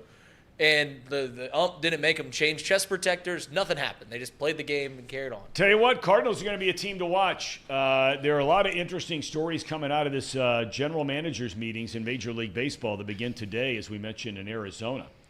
For those of you wondering, and look, you could get into all the rules and regulations of it, because teams can tender an offer to a player that is based on the salary of the top 100 players in the league, and they come up with a random number. This year, that number is not a random number. They come up with an exact number, and that number is almost $21 million for a one-year deal. So you saw yesterday where a lot of players like Shohei Ohtani or Sonny Gray, there were others, where the teams would tender the player who's a free agent a one-year offer. If the player accepts it, okay, then they get the player back for a one-year deal at whatever it is, and they can continue to negotiate a long-term deal. If the player rejects it, which almost every one of them will do, then you start being able to accumulate compensation picks from that other team that signs that player, and the team that signs that player will lose some compensation picks and will lose an amount of money available in the international pool. An amount of money that each team is given based on their salary and how much they're spending on salary. It's just a lot of minutia. But the bottom line is, pay no attention to it, because none of those players, not a single one of them, is going to sign one of those one-year deals that are being offered up. They're ready to hit the free agent market. Cardinals have already said they are all in. John Mozeliak, their president of baseball operations, longtime general manager, says, I'm not watching another year like this past year, where they lost over 90 games. The problem is, and this is for the Reds too, okay, there have been some rumors, some talk about, would they bring back Sonny Gray? Would they bring back Wade Miley, who opted out of his deal? Look, they're looking for a veteran pitcher who's good with young pitchers and all that kind of thing, a stabilizing veteran presence in there. Lance Lynn was cut loose by the Dodgers the other day. There was some talk about him at the trade deadline this year. But look, there are so few guys in this free agent class this year that, there's going to be a lot of competition for some of these guys, and teams are going to grossly overpay for a lot of these guys. So the question I have for you before we get to David Kaplan is, are you going to be upset if the Reds do not add a starting pitcher, whether it is, and I mean a good one, I don't mean some journeyman guy that's been around, sub 500 with a 4.7 career ERA. Right. Are you expecting the Reds, or will you be angry with ownership or Nick Kroll, the GM, if they do not acquire a legit veteran starting pitcher to go with these young, talented guys they have already?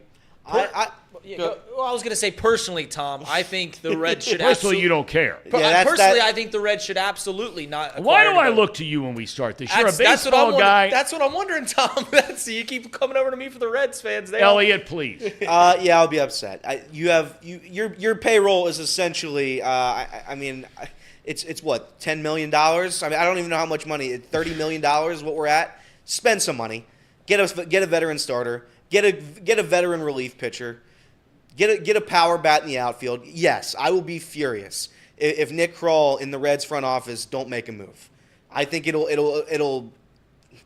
it shows where their true colors lie. Now, saying that, I didn't think they'd get Hunter Renfroe and Harrison Bader at the very end of last season. I didn't think they'd spend to get those guys. They did. So, saying that, I think they're going to. I will be furious if the Reds do not get anybody. Furious. Because they could look back, Tom, honest to God, they could look at the 7 starters we have, and they could say, you know what? We're good to go. We got Nick Lodolo, we got Hunter Green, Graham Ashcraft, everybody's healthy, Andrew Abbott, Brandon Williamson, everybody's healthy. We got our 5 guys. But you can't do it. At some point, you got to try to win. You got to get a veteran arm in there, and I think they will. I pray they will. who were the two bats that didn't get a qualifying offer? I think it was Jorge Soler and Teoscar Hernandez. Who then you don't have to give up draft picks and stuff like that if you do sign them, so that's big. Soler would have monster years in his ball. 40-plus home runs, yeah. Trace, you are the co-host of the multi-award-winning rendition of Red Chatterbox Reds. I'm not kidding when I say this is top 10 show nationally, baseball show. That's right. Top 10 on the planet. For a minute, yep. After Al Gore invented the internet, he had no idea the success of Chatterbox Reds was coming around the corner. Will you be upset? The question I just asked them. Yeah, I'd be upset. I've already made a foregone conclusion in my mind that they're going to do that, which I guess leads me to the opportunity of being extremely upset if they don't.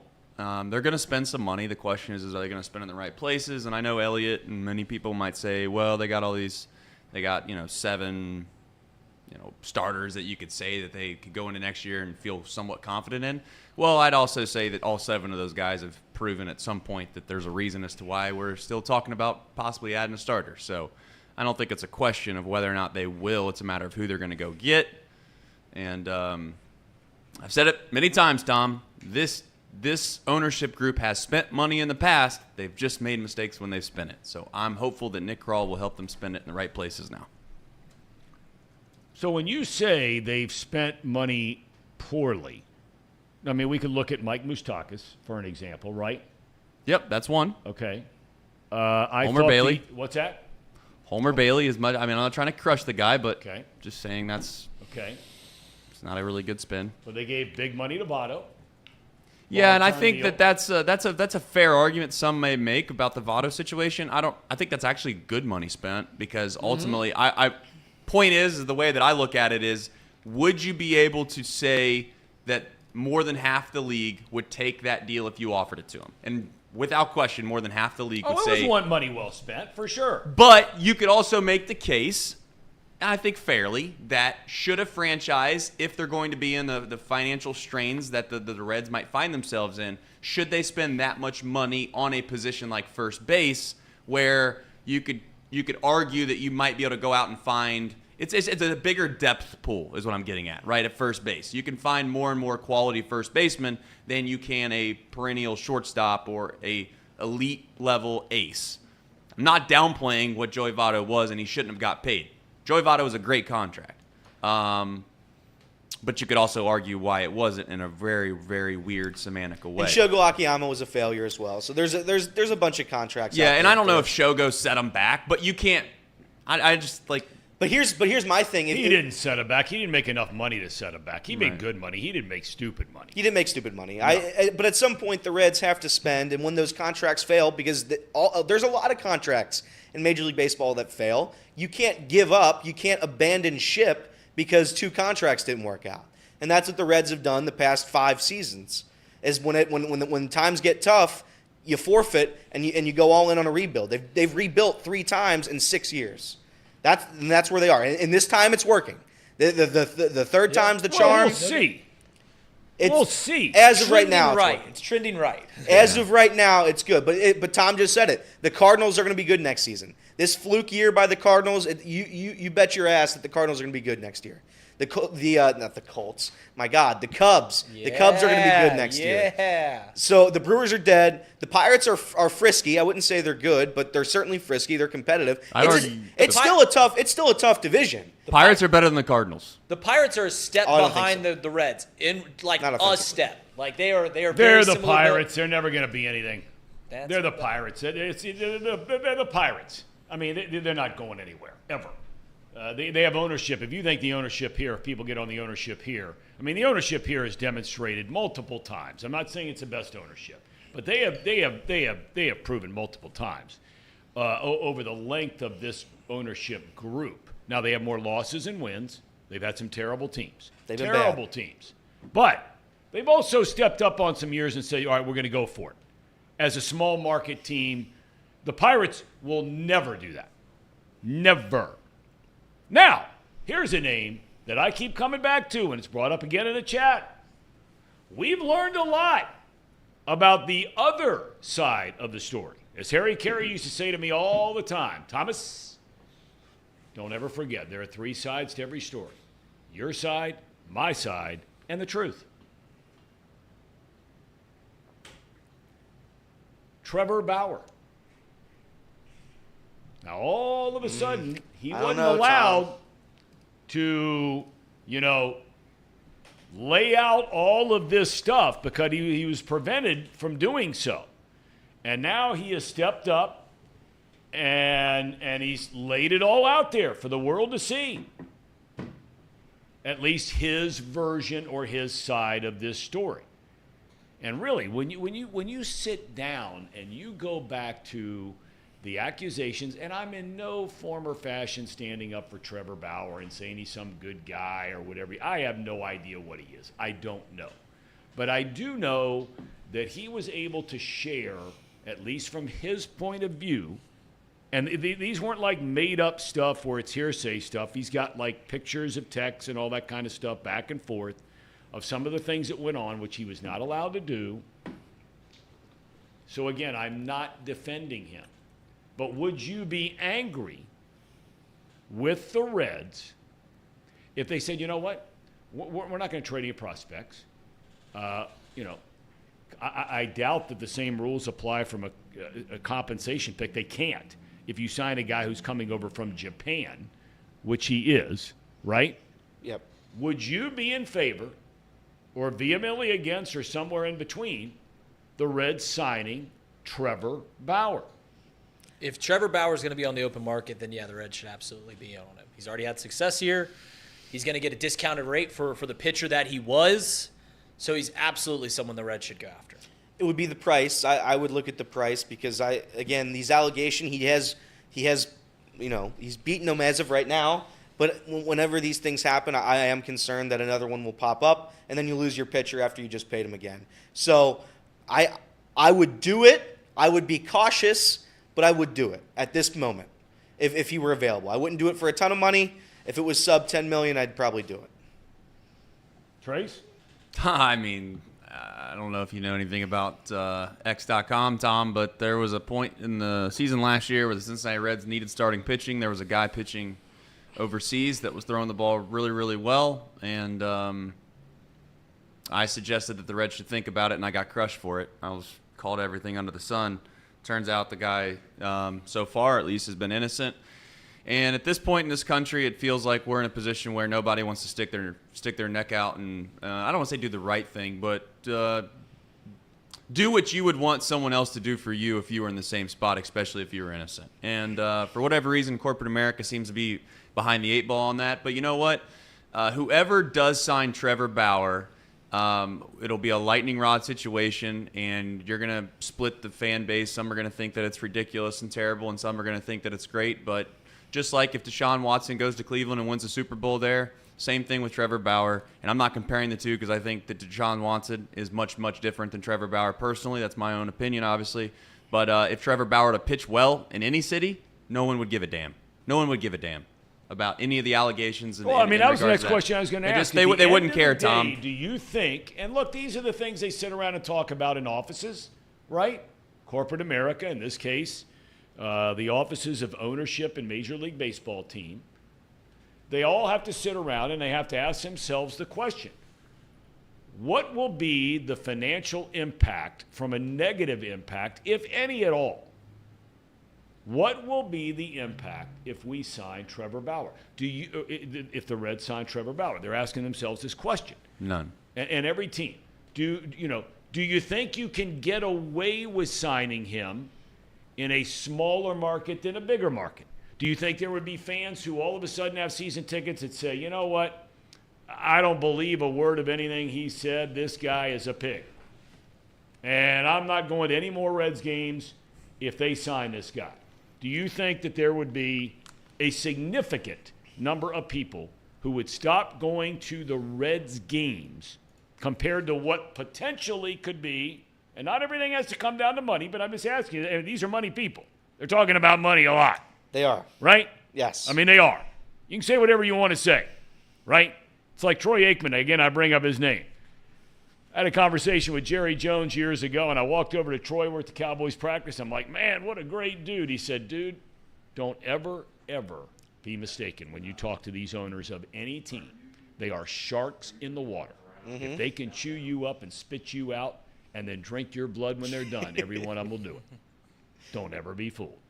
So they're talking about money. Is David ready to go? I think he's setting him up now. Okay. So I'd be cautious with Trevor Bauer. I'd be cautious. I know. What is there to lose, Elliot? Talk me through that one. I don't think I you're going to think- lose fans. I don't think you're going to lose fans. No. You're not going to lose fans. I'm saying that at some point another allegation could pop up. So you can write a contract. Clearly, you could write a contract that would be, there's clauses in there that just so happen to say that if there's an issue, you don't get paid. That's fair. And if that happens, I wouldn't even be concerned with that. I want a pitcher, right? If you're paying for a pitcher, I want a veteran pitcher. I don't want him taken away from me halfway through the season because of another allegation.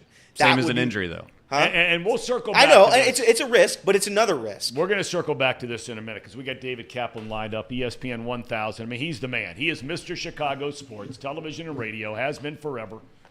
I remember when he was schlepping around with me back in the old days in our 20s, and look at him now. Cap, man, how are you today, brother? I'm doing great, man. I got Craig Counsell as my manager. Our city is excited. Milwaukee is crying in their beer. It's awesome. Now, let me ask you in all seriousness here. Were you as shocked as everybody else was? I mean, I had my brother-in-law text me from Chicago yesterday afternoon. He's like, your boy's coming to Chicago. I had no idea what the hell he was talking about. I wasn't on the internet or anything. Were you as shocked, or did you think there might be something going on? Because you're really dialed into that whole thing. No, I'll be honest. We were all shocked. And when I see Jed, I'm going to shake his hand and say, you beat us on this one. He kept it deathly silent. And what really ticks me off is my high school teammate is Craig Counsell's agent. And I called him. He's like, I was sworn to secrecy, man. Couldn't tell anybody. This is a baller move. Baller. This is, okay, that Milwaukee thing, that's cute. Come on down here. $40 million. They've got a willingness to spend payroll. They just cleared almost $50 million off with Hayward's contract falling off finally, and Stroman surprisingly opting out Marcus Stroman. And they're going to be all in, man. I'm not telling you they're getting Ohtani and Soto and 8 others. They got top 5 farm system. They got maybe the best manager in the game, certainly top 5. They got good young players, 3 Gold Glove winners. Let's go, baby. It's going to be everybody's worst nightmare. The Cubbies are coming again. I'm about to get sick. One of our co-hosts of the program here, Reed Mouse, he's a big Cubby guy, so we got to listen to this nonsense 24/7 all summer long. But look, we've gotten into this in the last 10, 15 years, this whole analytics world, right? And a lot of that analytics crowd would argue that, hey, really, they ask the question all the time and they try to qualify or to quantify it. Well, I mean, how much of a difference can a manager make? You've seen Counsell head-to-head. I read that Jed Hoyer from afar was always marveled at watching him with less talent, lesser payroll, the way he made moves during the game, the things he did inside that Milwaukee clubhouse. What do you think Counsell has a potential to bring here? It's no knock on David Ross, but it was his first journey down this trail as a big league manager. The team faded down the stretch last year. What can Counsell potentially bring to them that maybe they haven't had since, say, Joe Madden? Well, I believe that analytics had a lot to do with David's decisions. Not all his analytics. I think they absolutely said, oh, by the way, here's your optimal lineup. That's not going to fly with Craig Counsell. Now, he'll play nice in the sandbox, but he has 40 million reasons why he's the boss in that dugout. So I fully believe we're upgrading here, and I like David Ross very much. Good person. I think he's a good baseball man. He was well-respected. His guys played hard for him. This is just simply, hey, man, here's your money. Thanks for coming, but we're upgrading. If you have a good right fielder and all of a sudden you get a better right fielder, you get the better right fielder.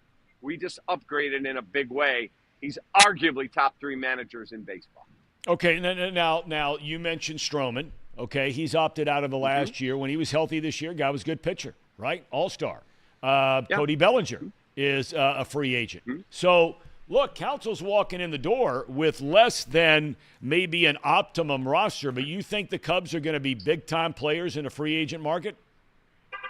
I do. I think they're going to make trades. I think they're going to be in the free agent market Wouldn't stun me if they're in the Juan Soto discussions if he gets moved. Look, Tom, last year, Tom Ricketts said, enough with the rebuild.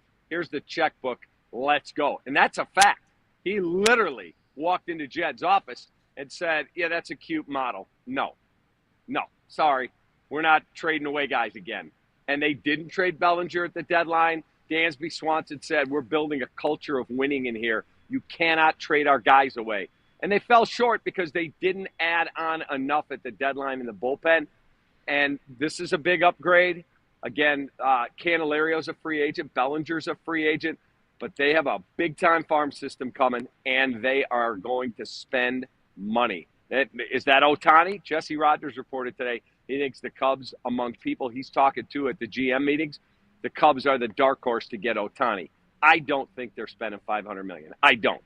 But I do think they'll take that $500 million and go, maybe Matt Chapman should be our third baseman, or maybe this guy should be our first baseman, or maybe we trade for Pete Alonso. They are all in to try and win the World Series in the next couple of years. All right, last thing I want to ask you. I'm curious your opinion because we were talking about this before you joined the show, and I know you're busy. You got a lot going on. But I'm just curious your opinion because you've been around sports a long time. You know, I made the reference that Harry Carey used to say all the time, there are three sides to every story, your side, my side, and the truth. Okay, we heard so much about Trevor Bauer and all the things that he allegedly did, right? Then all of a sudden they got through all that, and he comes out with a lot of evidence that says, hey, I wasn't allowed to show this to the world, but here it is. This is what I got. That's his version of the story. What do you think about the Cubs signing Trevor Bauer? Now, it's a big city. Zero chance. Zero. Why? Scumbag. And whether what's reported is true is not true, people that have been in that clubhouse with him in multiple cities said, bad teammate, bad. I talked to somebody on the Dodgers who said, dude, we'd take a collection up just to get him out of the room. Bad guy. I don't care if he goes 26-0. I don't want him. Just for the same reason that because I believe he cheated, I wouldn't take Jim Harbaugh if he paid us $10 million a year. And 2 months ago, before this broke, I was leading the charge to get this guy Eberflus out of here and bring Harbaugh in. No, thank you. I want to win, but I also want to have some class about how I win. Trevor Bauer, no shot. All right, last thing, since you brought it up, because, I mean, look, it's the hot rumor, and that's Harbaugh. I mean, you and I were working there at WGN. He'd come in every Tuesday, and we'd tape the Jim Harbaugh show when he was a quarterback of the team, right? I mean, you know, yep. You're right there. The offices of the Big Ten. Rumors already that Tony Petitti, the commissioner of the Big Ten, is going to impose some kind of sanctions against Michigan. You know, what's the story there in Chicago? Do you think there's a chance they would still go out and bring in Harbaugh? Because a lot of people think that an NFL team would. There may be some. Maybe Mark Davis would. I would hope my favorite football team does not do that. Because if you truly did what is alleged and you were holding a made hand in Vegas because you cheated, that'd be like me getting my hand on 50 ppm meters to determine radio ratings and putting them on the ceiling fans in my house, and they're going round and round. Holy cow, this guy's ratings are insane. Well, actually, that would be cheating. But nobody knows, so who cares? I'd have to look at the man in the mirror, me. I can't hire Jim Harbaugh. If he's at all a party to what went on, scumbag, bye-bye, out. Ohio State, you can't beat him till you cheat. No, pass. All right. Catman, thanks for your time, brother. I know you're busy. You're the best. Love you, man. I'll talk to you soon. You're the best. And by the way, the Cubbies are coming. Tra-la, tra-la. Oh, my God. Oh, my God. Tell that all to right. your dad. Yeah, I'll tell him. All right. Have a good day, See you later. Cap. He's a piece of work, man. I get a big kick out of him. That's the stuff you get in Chi-Town. You know what I mean? Chi-Town. Chi-Town. You don't get this milquetoast tired stuff like me. You get some, some fire in there. No doubt about it. I was surprised by his Bauer reaction. I mean, that is the word on the street on Bauer now. I mean, I'm not talking about the term he used, but I'm saying that he is not a good teammate.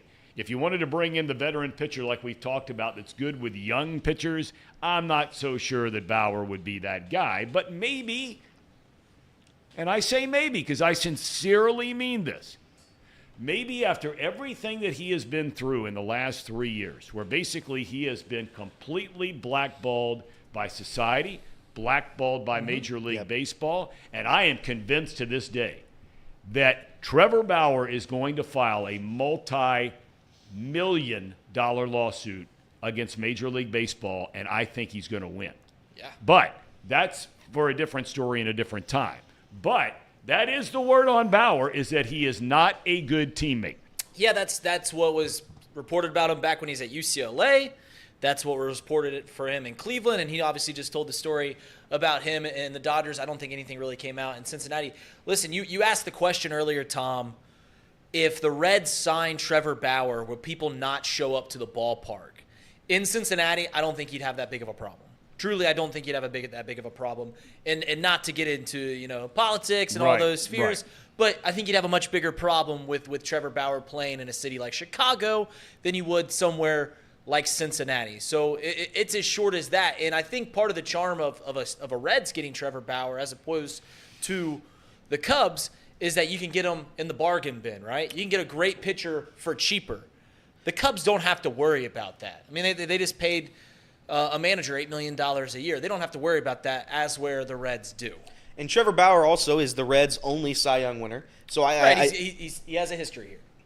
So I think he would be welcomed. I don't think he would be ostracized. But the bad teammate thing has been a thing. I think Miguel Montero, I just looked it up.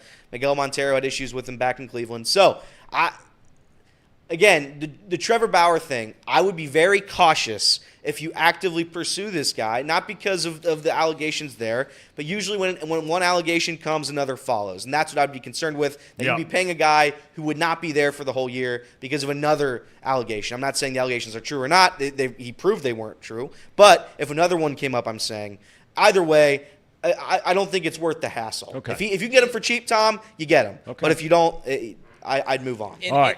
And as for Trevor Bauer to the Cubs, he already did his service to the Cubs because he lost 3 games in the World Series of 2016 when he was pitching for the Cleveland Indians. So he already did his service for the Northsiders. Okay. All right. Is anyone going to bring up the fact that Mookie Betts said something nice about the guy? What's that? Is anybody going to bring up the fact that Mookie Betts said something nice about the guy? What did he say? He said that he thought that Trevor Bauer is a great teammate and that he hopes that he gets another chance. But nobody wants to bring that shit up because why? Well, that's just too positive. We want to talk about the negative things about somebody. And I also think what Tom said is 100% true. I just find it hilarious how somehow I'm not saying you specifically, but everyone just brings up the fact that this guy, they just don't like the guy, Tom. That's fine. If you don't like the comments he's made in the past, and you don't like his flamboyant nature, you don't like the fact that he makes YouTube videos, and he's a little bit against the grain, then that's fine. Just come out and say it. But to say he's a bad teammate, and it's been 100% factual that everywhere he's been a bad teammate. Tom, you know this as much as anybody. How many people come out of the woodworks when you're in a controversial subject and try to defend you when it serves no purpose for you?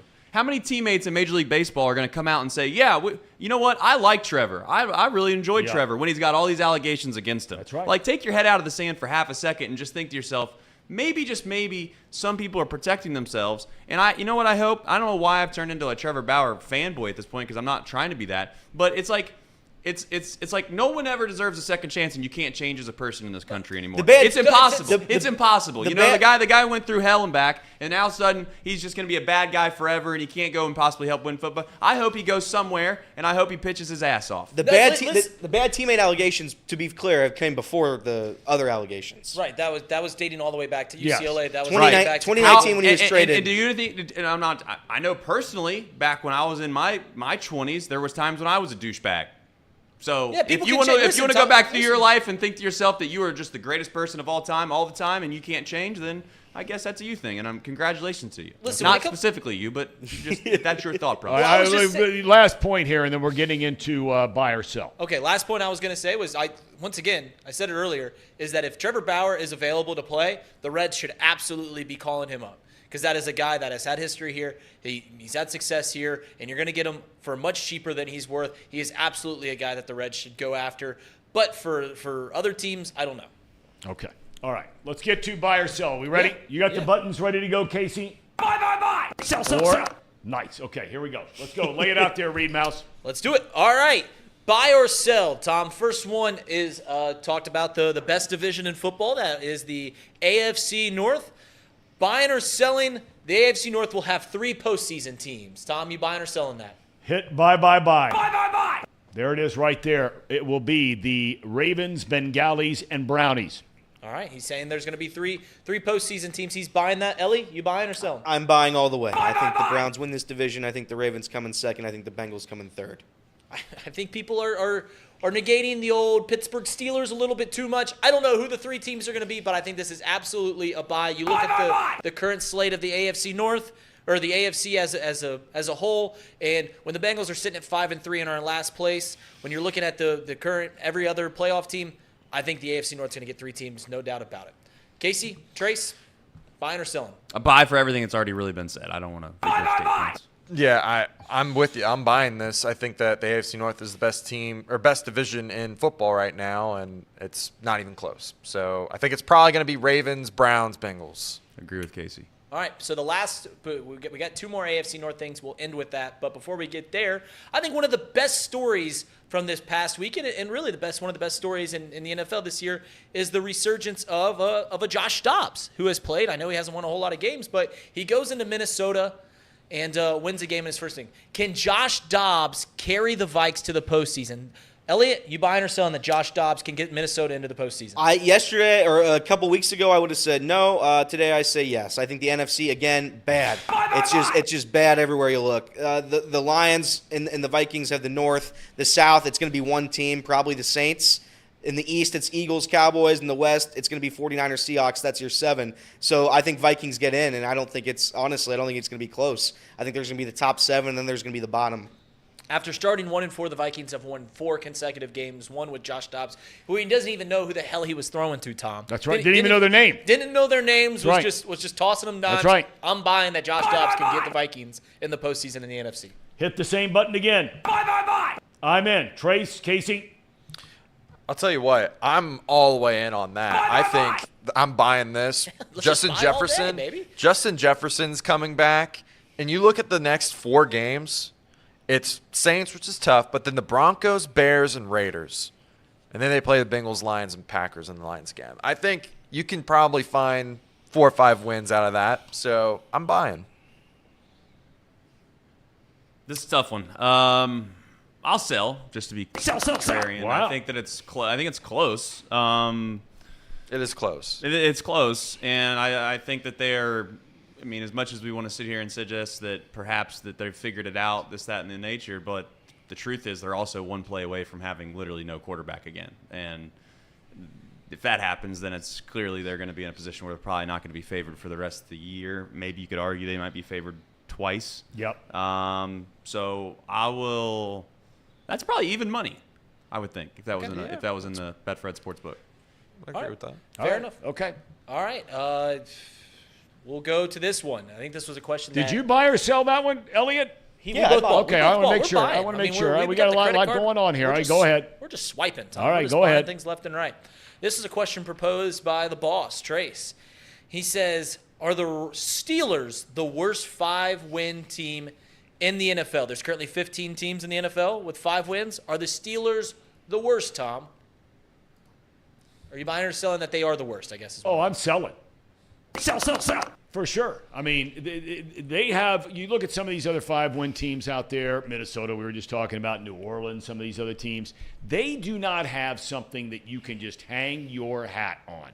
And the Steelers have something you can hang your hat on, and that is playing defense. They can play defense and get after the quarterback. Period. No doubt about it.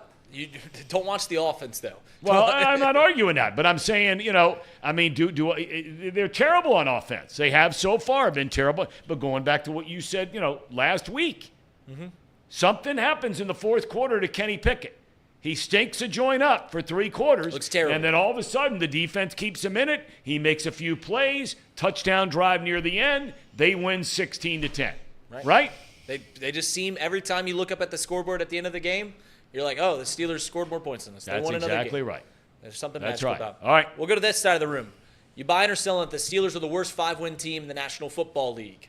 I seen that the Packers were 3-point underdogs against the Steelers, and I immediately thought to myself, this is the worst 5-win team in the NFL. If you're only giving the Packers 3 points at home, I know that you shouldn't use everything with Vegas. However, I'm looking back at their schedule, guys. I just don't understand. I don't understand how they beat the Ravens. That's the one that where I maybe I have to take back this take. That one doesn't make sense. The rest of them I can justify slightly. The Browns completely browned the game earlier this year. The Browns completely dominated the Steelers, and they found a way to lose it.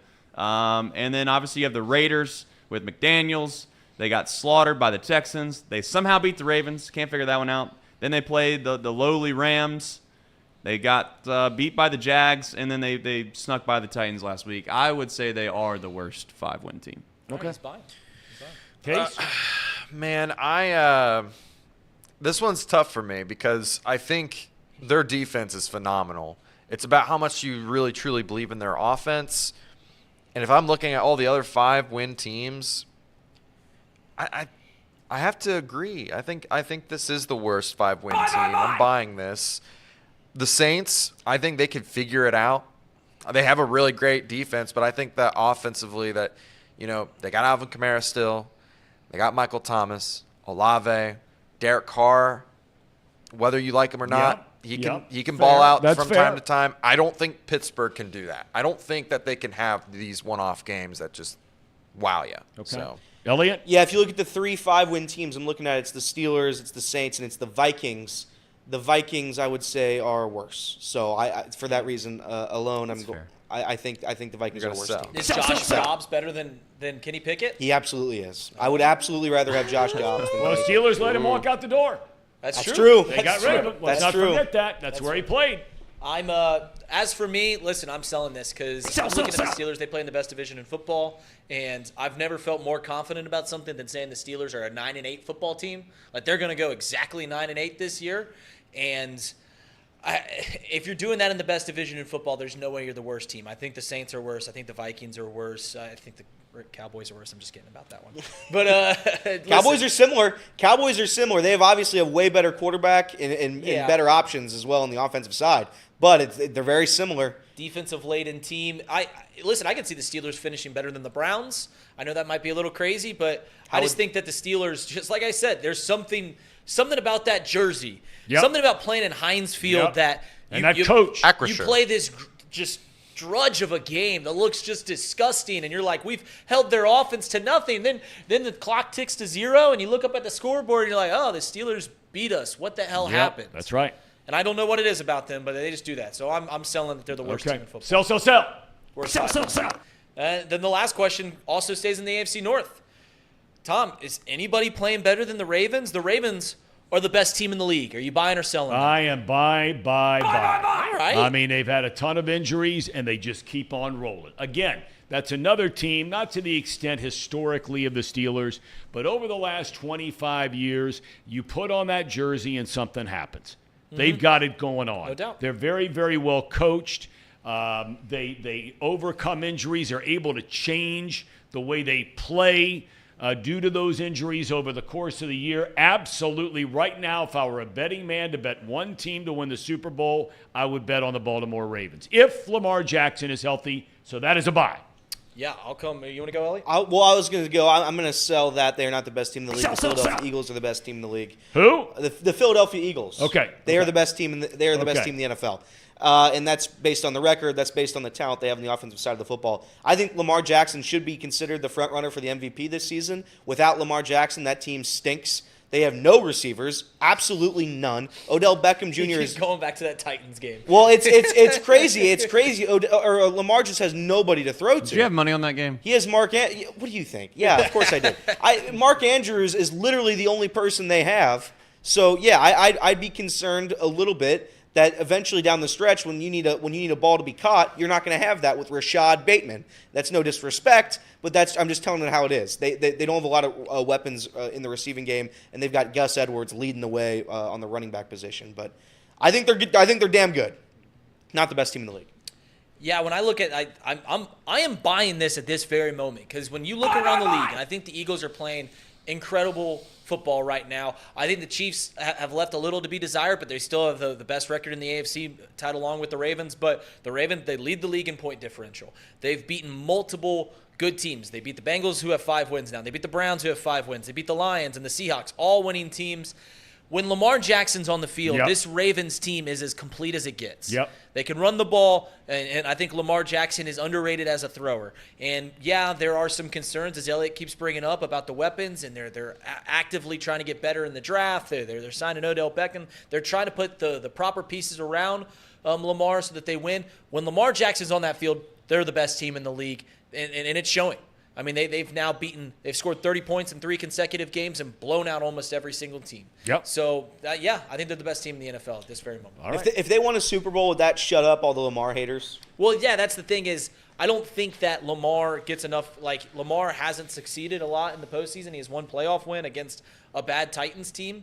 But they wanted to see more because he won the MVP. They were 13-3 back in 2019, and they lost, right? And they just want to see more. I just think his availability, if he's on the field, they're just very good. We'll go to that side of the room. Buying or selling, Casey? So this is how I would view it right now at this very moment. I think the Ravens are number 1 best team playing at the current moment.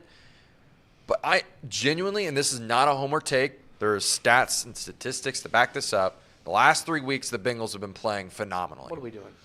They've been top 5 in expected points per average. They've all been playing very well. I'm putting the Bengals at 2. So I think it's honestly going to come down to a couple weeks from now. I really do think that those 2 teams, the Bengals versus the Ravens. So the 8-1 Philadelphia Eagles are below the Bengalis. At the current moment, I would say yes. How would you say at the current moment? Trace. They've got to go 16-1. Trace. I mean,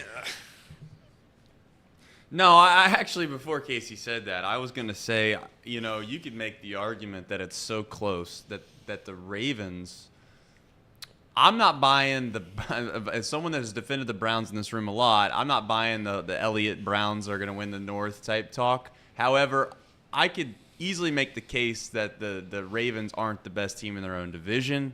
And I think the Bengals, you could argue, are that because if Joe Burrow was healthy and Joe Burrow has been what he's been the past few weeks, their record's completely different. And I think that they probably win that game at home against the Ravens. We're having a completely different conversation about 2 teams that are vastly different. If you're going to sit here and convince me that who would I put my hard-earned money on? Would I put my hard-earned money on the Bengals, who in the playoffs have shown that they've risen to the occasion, or the Ravens? I would take the Bengals. So it's hard for me to sit here and say the Ravens are the best team in the NFL, especially if you're going to include the Eagles. So my answer would be, I guess, I'm selling that. Okay. The Sell. Yeah. All right. We're down to the final minute here. Do we have a cherry on top? Because we have got a Major League premiere coming up in less than 2 minutes. Pummeling at the Potter's Field. Yeah, put in the chat who you think will win, me or Sean, and we'll see at the end. If you believe in me, as you might not after watching the last golf videos, that's fine. But if you believe in me, put your love in the chat. If you believe in Sean, put your love for him in the chat. Okay. And that's what we got. We got 2 minutes till the world premiere. Potter's National. Yes, Harry Potter. Yes. Yeah. Is there a burial ground over there somewhere? Reed? I think I asked you this before. No. Well, that's what a Potter's Field is, right? Isn't that the old English kind of term for it? Right? Yeah, Harry Potter. Potter is named after the guy who donated the land. I got you. Okay. All right. Is he alive? That was 120 years ago, so no. Well, you never know. You never know. Could be a wizard after all. Do we have any cherry on top? The cherry on top is the video. Is the premiere. Yeah. Well, naturally. Now, look. Some have asked in the chat. Marty Brennaman is not on tomorrow. He's yet on another vacation. They are down at Disney World, of all places. And I don't know if you saw the story today about some of the stuff going on at Disney World. There are people going to the bathroom in line. Don't tell me. It is a really bad story. I mean, I read it this morning and almost got sick. Trying to put myself in that line. I don't know what in the world is going on down there with some people. But anyway, so he's down there. Good for him. Hopefully in line. Or not in line. Not in line. Today is an election day. So wherever you're watching, doesn't matter who you vote for, What's your thing? This side, somewhere in the middle. Please. It is one of the greatest gifts we are given, living in a democracy where your vote does matter and it does count. So take 10 minutes on your way wherever you're going today. Polls are open till 7 or 8 o'clock, I think, here in Ohio. And over in Kentucky, they got a big governor's race down there. There's a lot happening, okay? Please exercise your right to vote. It is very, very important. All right. Speaking of importance, I can see them now, drivers in hand, just walking back from the practice tee on their way to number 1 at Potters National. This is it. You've been waiting for this for weeks. This is the pummeling at Potters Field. We'll see you tomorrow.